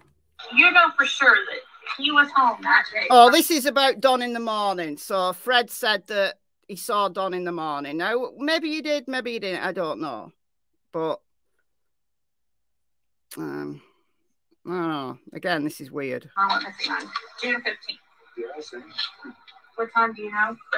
It was early that morning, about 8, 9 o'clock. And he came down here, or you were down there? I was just going out and I seen him. And the boys were with him? Yeah. Like, did you see him, like, coming out the driveway?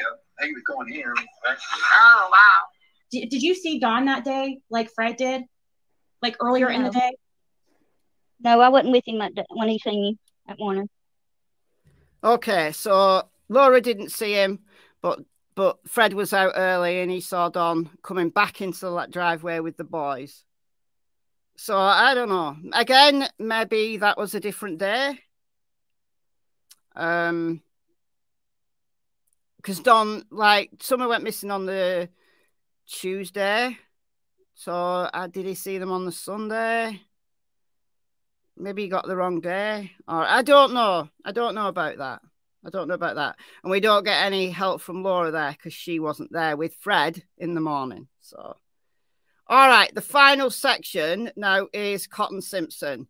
So we didn't know when Fred gave those interviews with Ziggy in January or whenever it was, 2022, we'd never heard of Cotton Simpson. The first time we heard the name Cotton Simpson was very recently in that jailhouse call that Fred had with Ziggy, the one that got Ziggy banned from Hawkins County jailhouse calling or whatever it is, and got Fred put in solitary. So I forgot to blare. I forgot to blur the. So what you see is people in the background. The first time, the first time I played this clip to the world, I blurred out the prisoners in the background because I didn't feel comfortable about showing them in the background. And I just forgot because I couldn't find the clip again. I had to go and re-record the clip. So what I'm going to do instead is I'll make it smaller so it's more difficult to see them. That's what I'll do instead. You'll squint, it's okay. I just don't feel comfortable because you can see some of their faces, but I don't know. Ziggy played it as it was, and other people played it as it was. So it has been played quite a lot with these guys in the background. But anyway, so this is the first time we hear the name Cotton Simpson coming up right now. I don't think for a second that you're involved in Summerwell's case. I think that Andy Bernard is, and I don't. Well, no, he's probably got something involved, but another person I believe was involved that we've done discussed yesterday. I discussed it with some of the bigger dudes, and yeah, they're supposed to be checking a certain area out. Fields Road, or and I said they're supposed to be checking a certain area out. Yeah, and they more likely found her. Who's the other person that you, Marlena Crawford? No, he's done passed away. Oh, another person involved, you think? Yeah. Are you thinking who, Rick or Earl Taylor? No. Ziggy throwing out all the names there. She's throwing out all the names that she can think of who have died. Rick Crawford, Earl Taylor, and then he just comes out with it. Cotton Simpson. It was Cotton Simpson. Cotton Simpson. And passed away. And we were like, everybody was like, who is Cotton Simpson? Cotton Simpson. A new name. A new name. Oh, dear. But Fred, the day before this call, Fred said that he'd spoke to the law enforcement.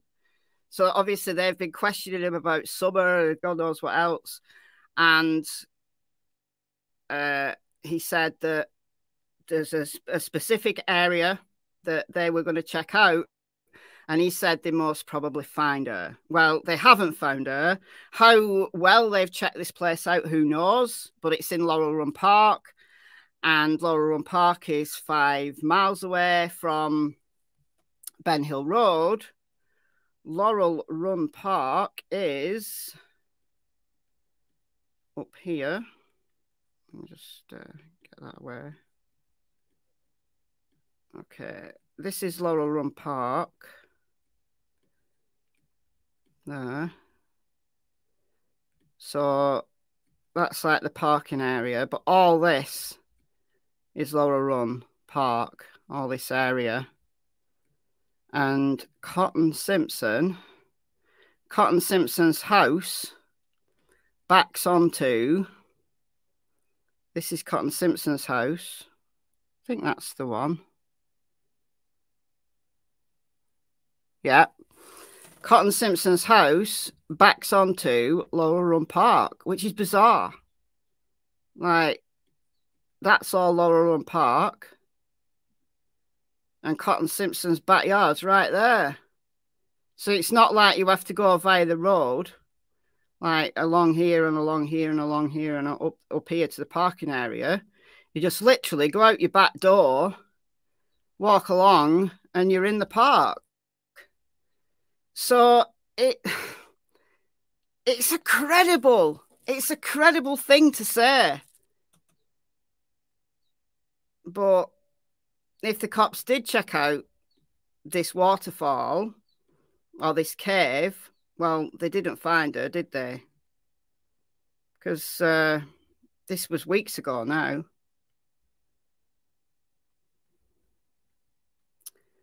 So,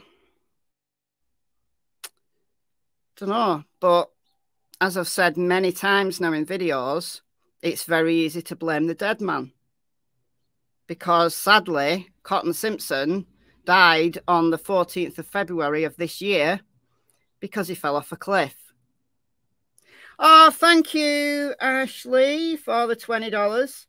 Super Sleuth deserves a treat. Thank you. Of course, it's credible. He's had a lot of time to think of something believable. That could well be true.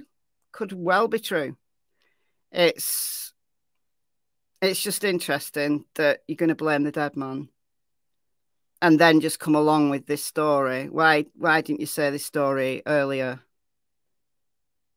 I don't know. I don't know. But it certainly gives us a lot to think about. I've got Cotton Simpson's entire family tree now. I've got him linked to, I've got his relatedness with Gary Simpson, the guy who abducted Carly Trent. He's Cotton Simpson's fourth cousin. Do you want me to show you my family tree? I'll show you after this because this is nearly finished. I'll show you that as a special treat. He's related to Jodie Sue. Distantly. They're all related. Well, these Beach Creekers, they're all related, I'm telling you. All right, let's carry on.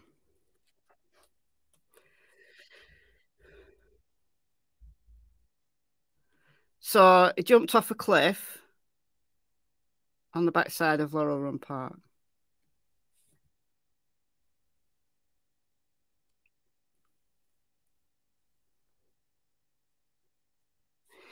It's something he's just found out. But he said later, I've not got the clip, but he said later that Cotton told him himself. But Cotton died in February. So it's not something he's just found out.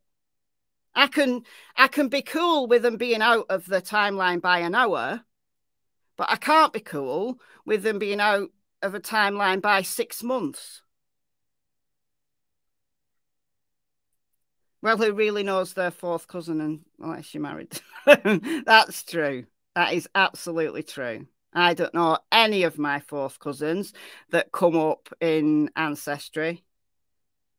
And I didn't know. Me and my best friend at school, when I did my family tree, I found out that me and my best friend from school were fifth cousins, and I never even knew until I did my family tree. So there you go. We lived in the same village. We went to school together. We were best friends. And it turns out we were fifth cousins. Who knew? Who knew? Because the area where I come from, it's changed now.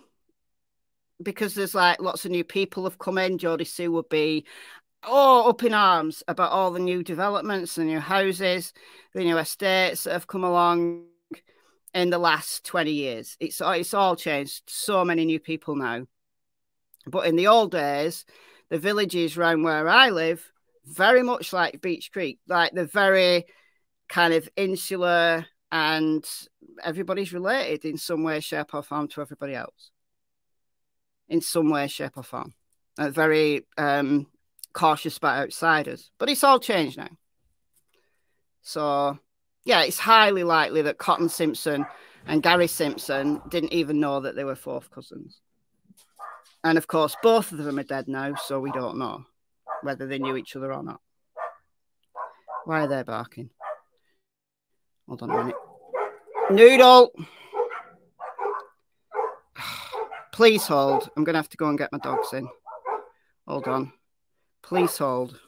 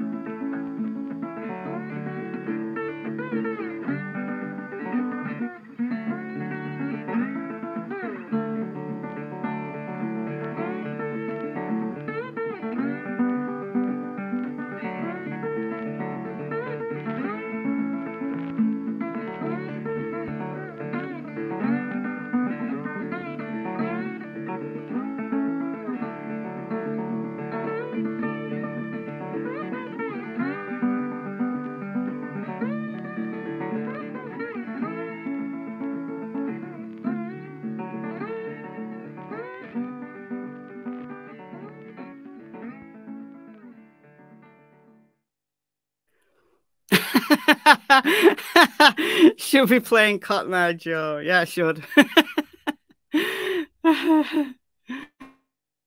Okay, right. We're going to go back to Fred.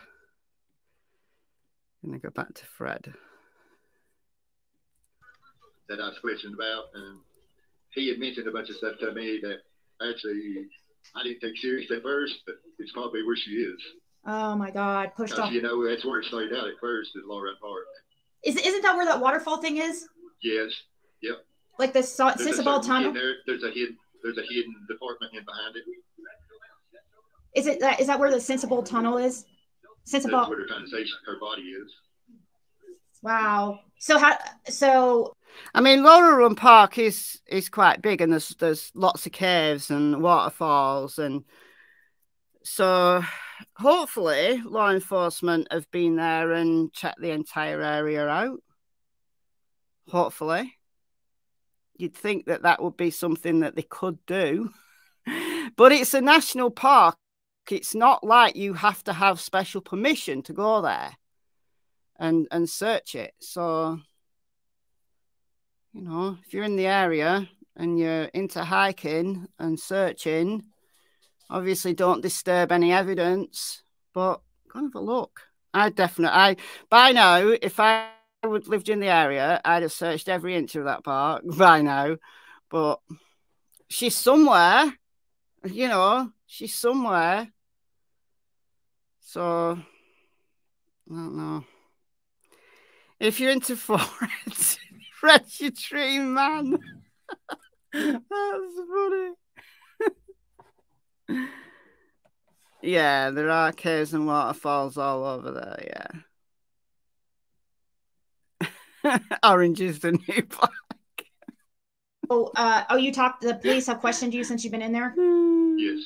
Yeah. Yesterday. Yeah, people were wondering about that, if they were going to try to have they been nice to you, like when they were questioning you? Well, they brought it up about something about the reward money and shit. And I told them I ain't want nothing. But anyway, I just wanted somewhere to be found, you know. Now with Cotton, and I believe him there. I believe him. What he said, I don't know. I don't know. And we obviously easy to blame the dead man, and we can't question the dead man either. Imagine Peace. Member for 2 months. Thank you. Thank you for details. Most creators don't research. Do try. Mullets on the new plan. All right, this is the last clip. This is Laura about Cotton Simpson. So this is the very last clip. Cotton Simpson again. We'll talk about Roy Simpson. Now, I know you said that he was up there after Summer went missing talking about stuff, but how often was he up there before Summer went missing? He was not up there before Summer went missing. He had never been up there? Not that I can remember. Maybe one time or something. Not many times if he did. Okay. I don't remember him coming up there, no.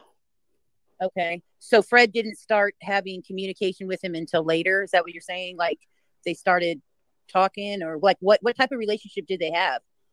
Fred went up there over to buy a car off of him. It's the only relationship that they had, period. Okay. And then after that, he'd come around because of the car stuff? Yeah, because he kept wanting Fred to buy that car. Or would he try to get anything off of Fred? Any, like, you know, drugs or anything? Would he try to? Of course he did. So is that would he come around sometimes? That's what he come around for. All right, so she's a bit vague here. She said the only relationship that Fred had with Cotton was buying a car, and then she says, of course he did. He bought drugs, like they were druggy mates. So she's a bit vague there. It's like a little bit of distancing Fred from Cotton for some reason, which I find interesting, because you know they've not been shy about their drug use. It's not like they've tried to hide their drug use from anybody. Fred's in jail because of drugs, so they're not hiding it from anybody. But yet there's this change in language. There's this distancing. You know, that Fred didn't really know Cotton. Like Cotton didn't come to their place very often, just once or twice. And then, you know, the only relationship Fred had with Cotton was buying a car, and then And then she said, of course he came round for drugs. So it's contradicting, isn't it? And it's one time where she gets just that, I don't want to even call it defensive. She's just distancing a little bit. And I find that interesting. She said Cotton was creepy. So maybe she just, when Cotton was around, she just left.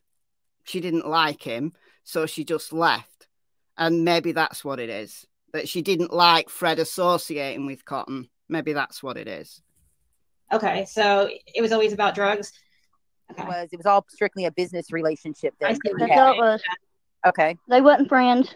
I didn't like the man. I told him to kick rocks more than once, on more than one occasion. So I wonder why he wanted to go down there and talk to, why he chose to talk to Fred, though. Why would he want to talk to Fred of all people then?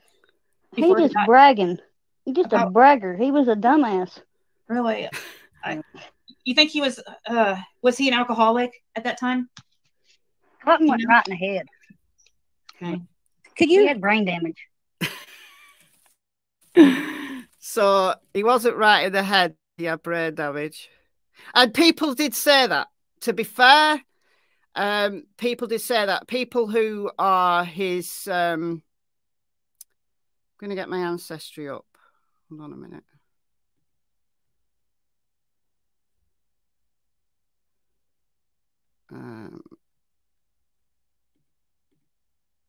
Okay, just let me... I don't want to show any living people.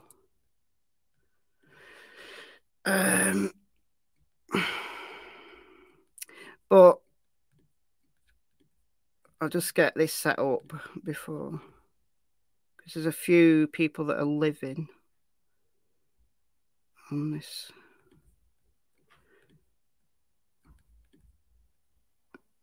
Get rid of that. All right. I'll talk about that in a minute. Can't remember what I was saying now. What was I saying? She doesn't mince words. She doesn't mince words. He was 59 when he died earlier this year.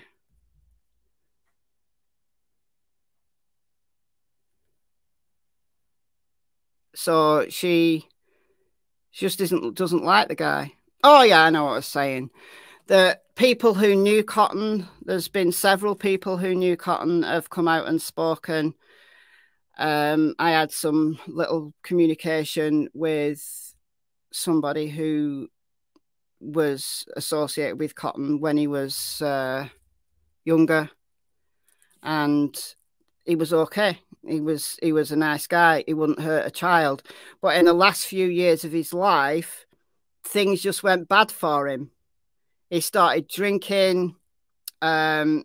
He was taking a lot of drugs. His family members even took a restraining order out against him presumably because of his behaviour. That the people who were living right next to him took a restraining order out against him. So just things went bad for Cotton in the last few years of his life. And apparently he did have some brain damage. So how he got that brain damage, I'm not sure. He'd ended up getting trapped. He had to be rescued at one point. He got trapped in a hole or something during a fire, and he had to be rescued. That happened a few years before he died. So he wasn't a well man. And maybe his personality had changed a little bit. Now, whether that's through drinking, drugging, or whether that is genuine brain damage from an injury or something, I don't know. And we do know that traumatic brain injuries do cause personality changes. And especially if you've got frontal lobe damage, like the area of your brain at the front. So the bit behind your forehead, I guess. That's your frontal lobe, and that's where your personality sits. And if you have damage in that area, you can become a different person, a person that people don't recognize. You can become way more aggressive than you are, or you used to be. And I don't know, it's intriguing, but we obviously may never know the answer because we can't interview a dead man, and neither can law enforcement. Shannon, member for 12 months. Thank you for the continued support. All right, last thing I'm going to show you. I'm going to show you Cotton Simpson's family tree right here. Hold on a minute. All right. Okay. I don't want to show her because that's his first marriage. All right, I'm going to show you from here. So this is his dad, right? Cotton's just down here, but it's got a person on whose name I don't want to put out there. So his mother was an Arnold and his dad was a Simpson. So how he's related to Gary Simpson is up here. So we go all the way up here to someone called Jeremiah Simpson, who was born in 1795, and he lived to the ripe old age. He was old when he died. So he was 85 when he died, Jeremiah Simpson. So we've got Jesse Simpson, William Simpson, Jasper Simpson, Roy Chester Simpson, and then Roy Cotton Simpson. His name's Roy Len Simpson, but I don't know where he got the moniker Cotton from. But his actual name's Roy, named after his dad. All right, so Jeremiah Simpson had another son called James Simpson. And then if we follow this line down, Lucky, thank you for the 149. Thank you. Very kind of you. And then we go to Henry Simpson. And then we go to John Floyd Simpson. And then we go to Floyd. Oh, no. That's his brother. We go to Vincent Simpson. We go to Gary Simpson. Boom. Gary Lewis Simpson, who died in 2022. Gary Lewis Simpson is the guy who abducted Carly Trent. So if we put the two together, if we zoom out, all right, and we go to the most recent common relation, Jeremiah Simpson. So we've got Jesse Simpson and James Simpson are brothers. So this generation and this generation will be cousins. This generation and this generation will be second cousins.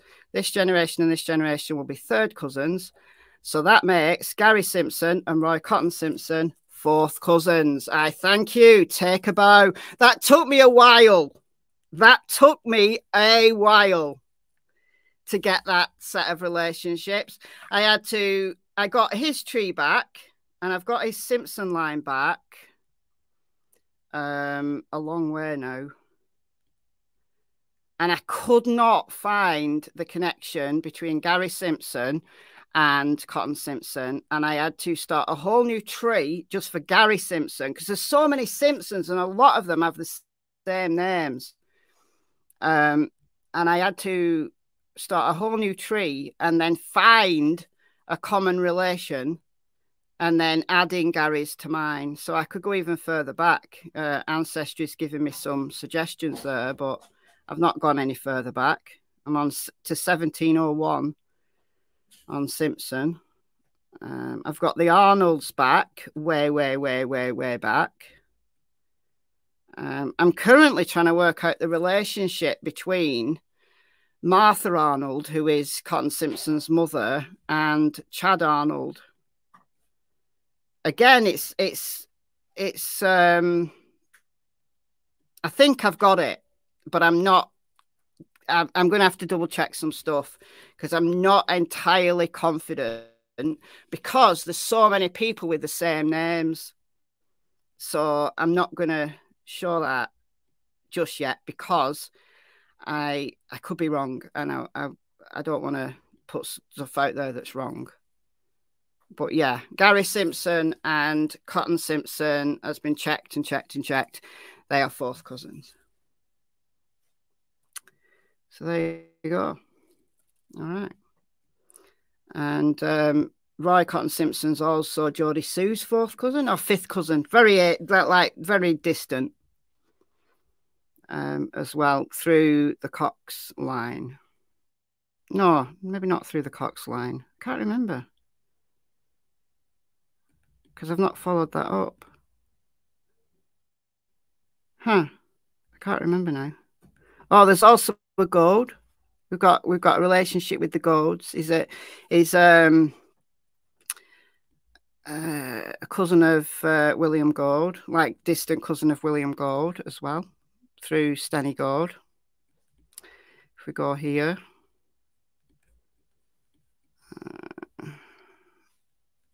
So we've got Stenny Gold, and then we've got John Curtis Gold. So if you come down here, all right, John Curtis Gold, go down here, and we get William Gold. Who's William Gold? Don's stepdad. Da-na-na. So, yeah. So we can do the relationship there. So this is Roy Cotton Simpson here. This is William Gold here. So we can find the last common relation, which is, I've lost it now. Where is she? Stenny Gold. All right, so Nathan Gold is the relation. So we've got Stenny Gold and John Curtis Gold are siblings. So then we're going to have this generation and this generation second cousins.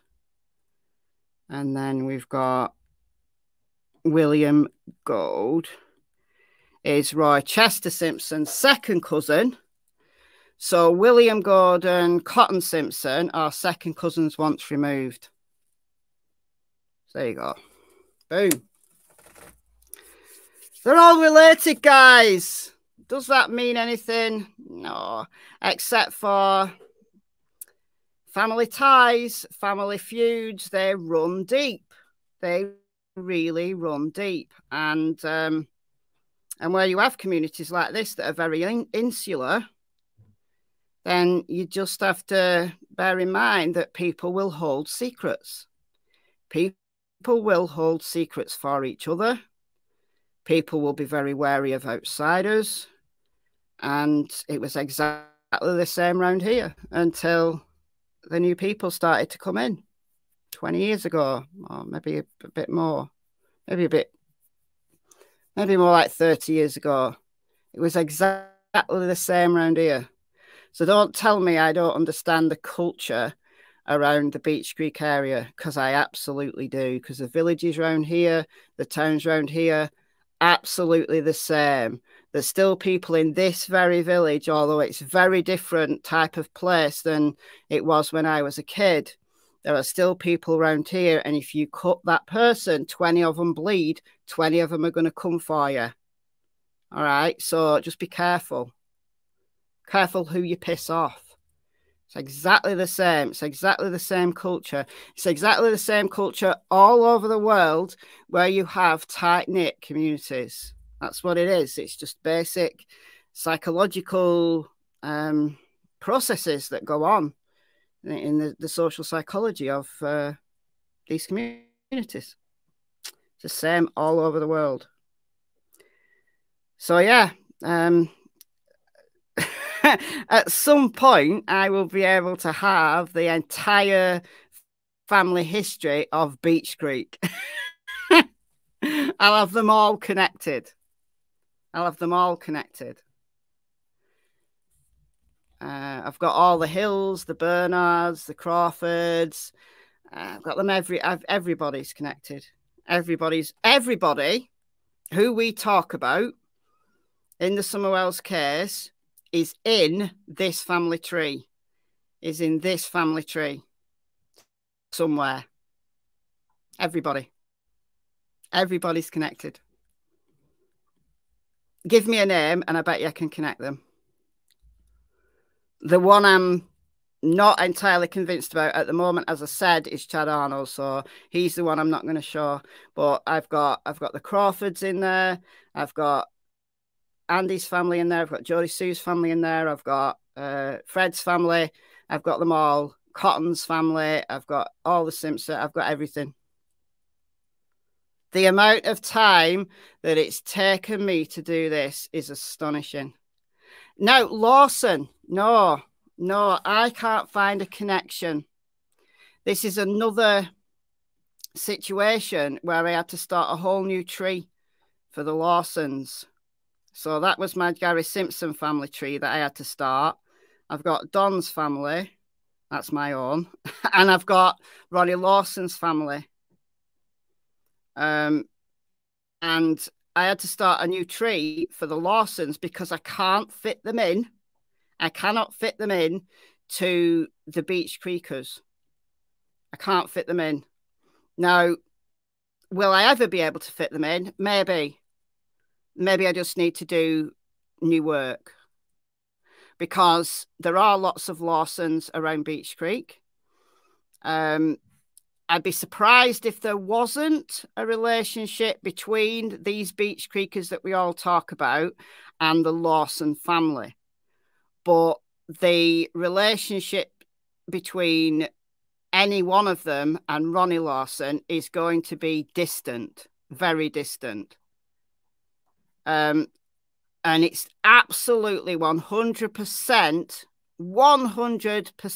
untrue that Ronnie Lawson and Don Wells are related. They are absolutely not related. Not even through a step relationship that I can find at all. I've tried many times, and there's no relationship between Don Wells and Ronnie Lawson. Because that did the rounds for many years. Well, not many years, but many months.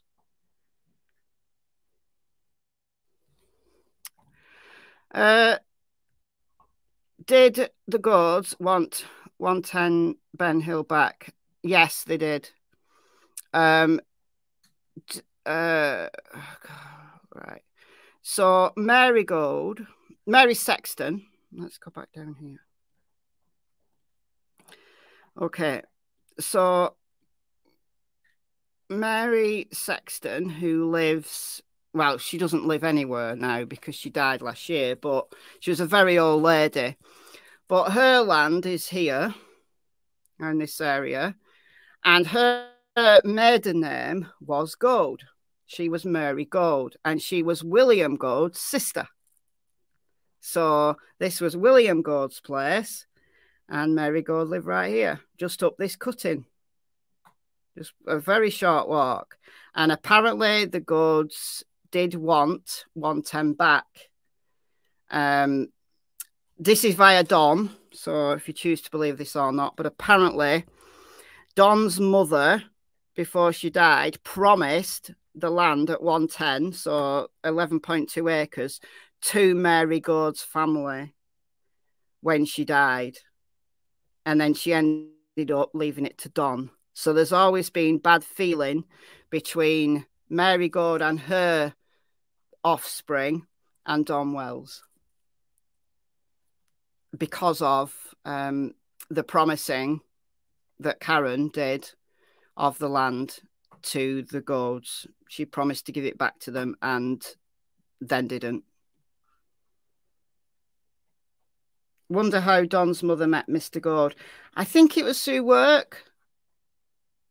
Hold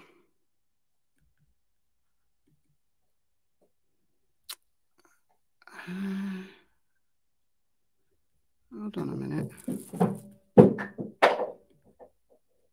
Because she moved around a lot. She moved around a lot in her younger life. Like, he was her third husband. So there was Don Wells Sr., then what's his name, Earl Kelly, who was the violent one, and then she married William Gold in let me find Karen.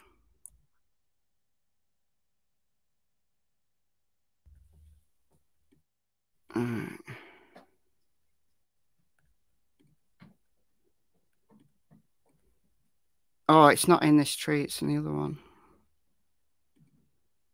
Hold on. Let's get the other tree up.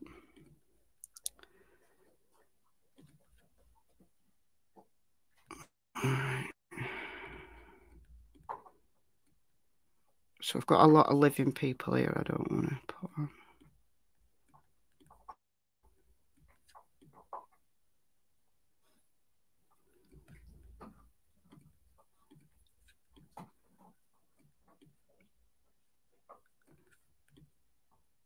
Hold on. Where? What the hell?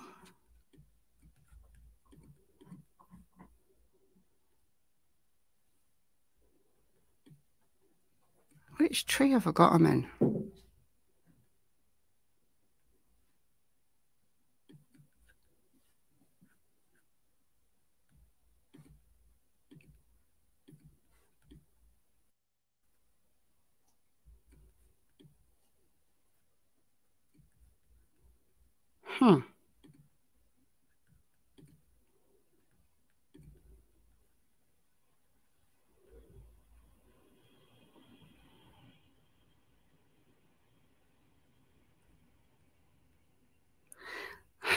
I can't remember what tree I've got it in. I can't even remember what I was doing now. What was I looking? What was I even looking for? But yeah,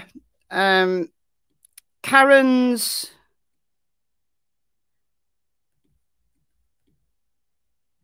marriage to William Gold was.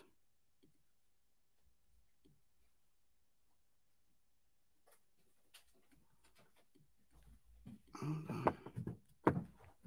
Karen Evans. Here we go. Got it. Right. I knew I had it. Hello, Kyle.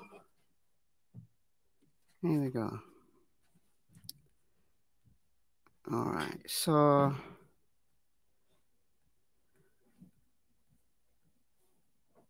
Don's what I can't find a marriage record for Don Wells Senior. And yes, it was in the Wells tree. What I can't find is a marriage record between Don Wells Senior and Karen Everts, as she was. I know they were married because, or at least she was calling herself Karen Wells when she married Earl Kelly. She was calling herself Carol Wells then. And they got married in 1975. So Don was born in November 64, and she married Earl Kelly in 75 and lived in Ogden.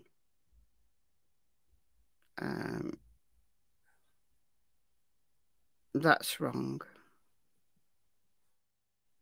Hold on. See, these are all the these are all the things that I need to edit out.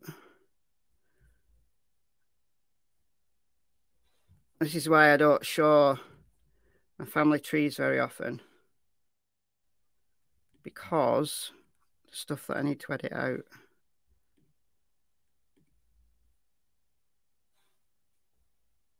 All right, because she married, she got divorced from Earl Kelly in 86, and then she married William Gold in the same year. So 7 months after divorcing Earl Kelly, she married William Gold, and she married William Gold in Harris, Texas.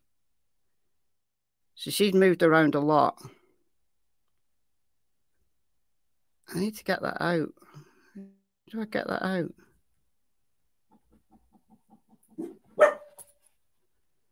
It's when I put things in as maybes and then I take them out. So that's the divorce.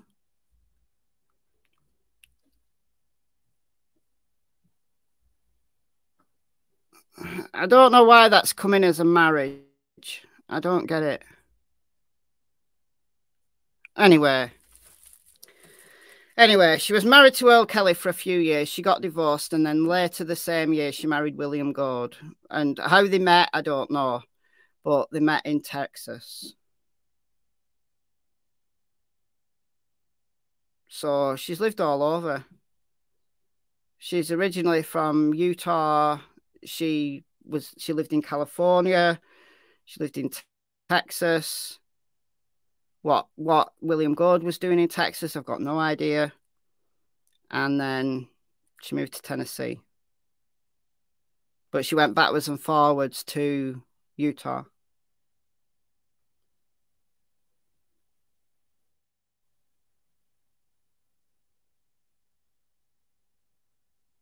Where's Jodie Sue now? I don't know. Home, maybe? I have no idea.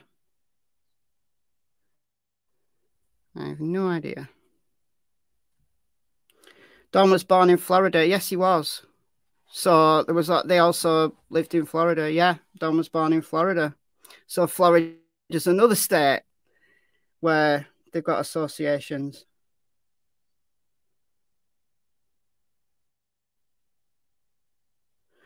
What's that about? At 2:30 this morning, the search team update. What's that case in relation to?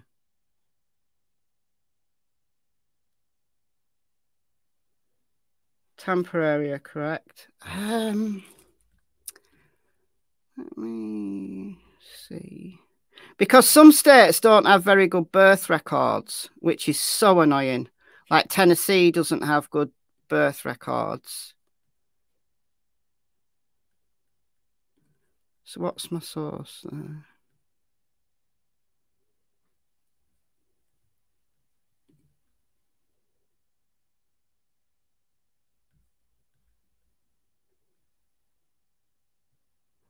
Oh, no, that's a residence.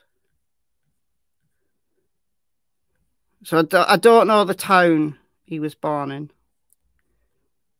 But I do know he was born in Florida. But Florida don't have birth records, which is so annoying. So annoying.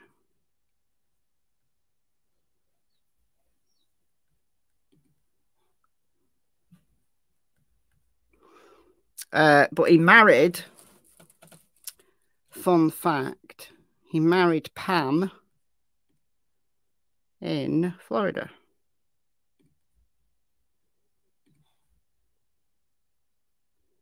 On the 20th of January, 1988, in Hillsborough, Florida. There you go.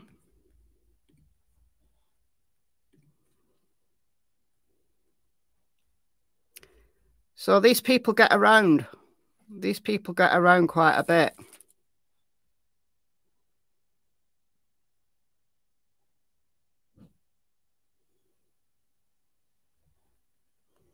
She changed her mind.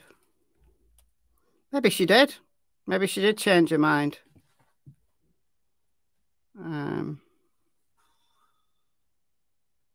We'll never know. We'll never know, because she was deceased in 2011. She died. So, many questions. Anyway, guys, I've been on here for 2.5 hours. So I am going to go. Hopefully you found this informative and interesting. So it was a nice little exercise to do. Just compare the different things that Fred and Lora said. So largely consistent, some differences, but I think we can understand why there are differences. Some crazy stuff. Exactly. It's all crazy. It's all crazy. All right, I'm going. Thank you for joining me today. Blue Willow, member for 18 months. Thank you for your massively continued support. There's so many members now who've been a member for like 12 months or longer. It's impressive. Thank you. All right, guys. Thanks for the donations. Thanks to the mods, as always. And I'll see you tomorrow. sometime. Bye, guys.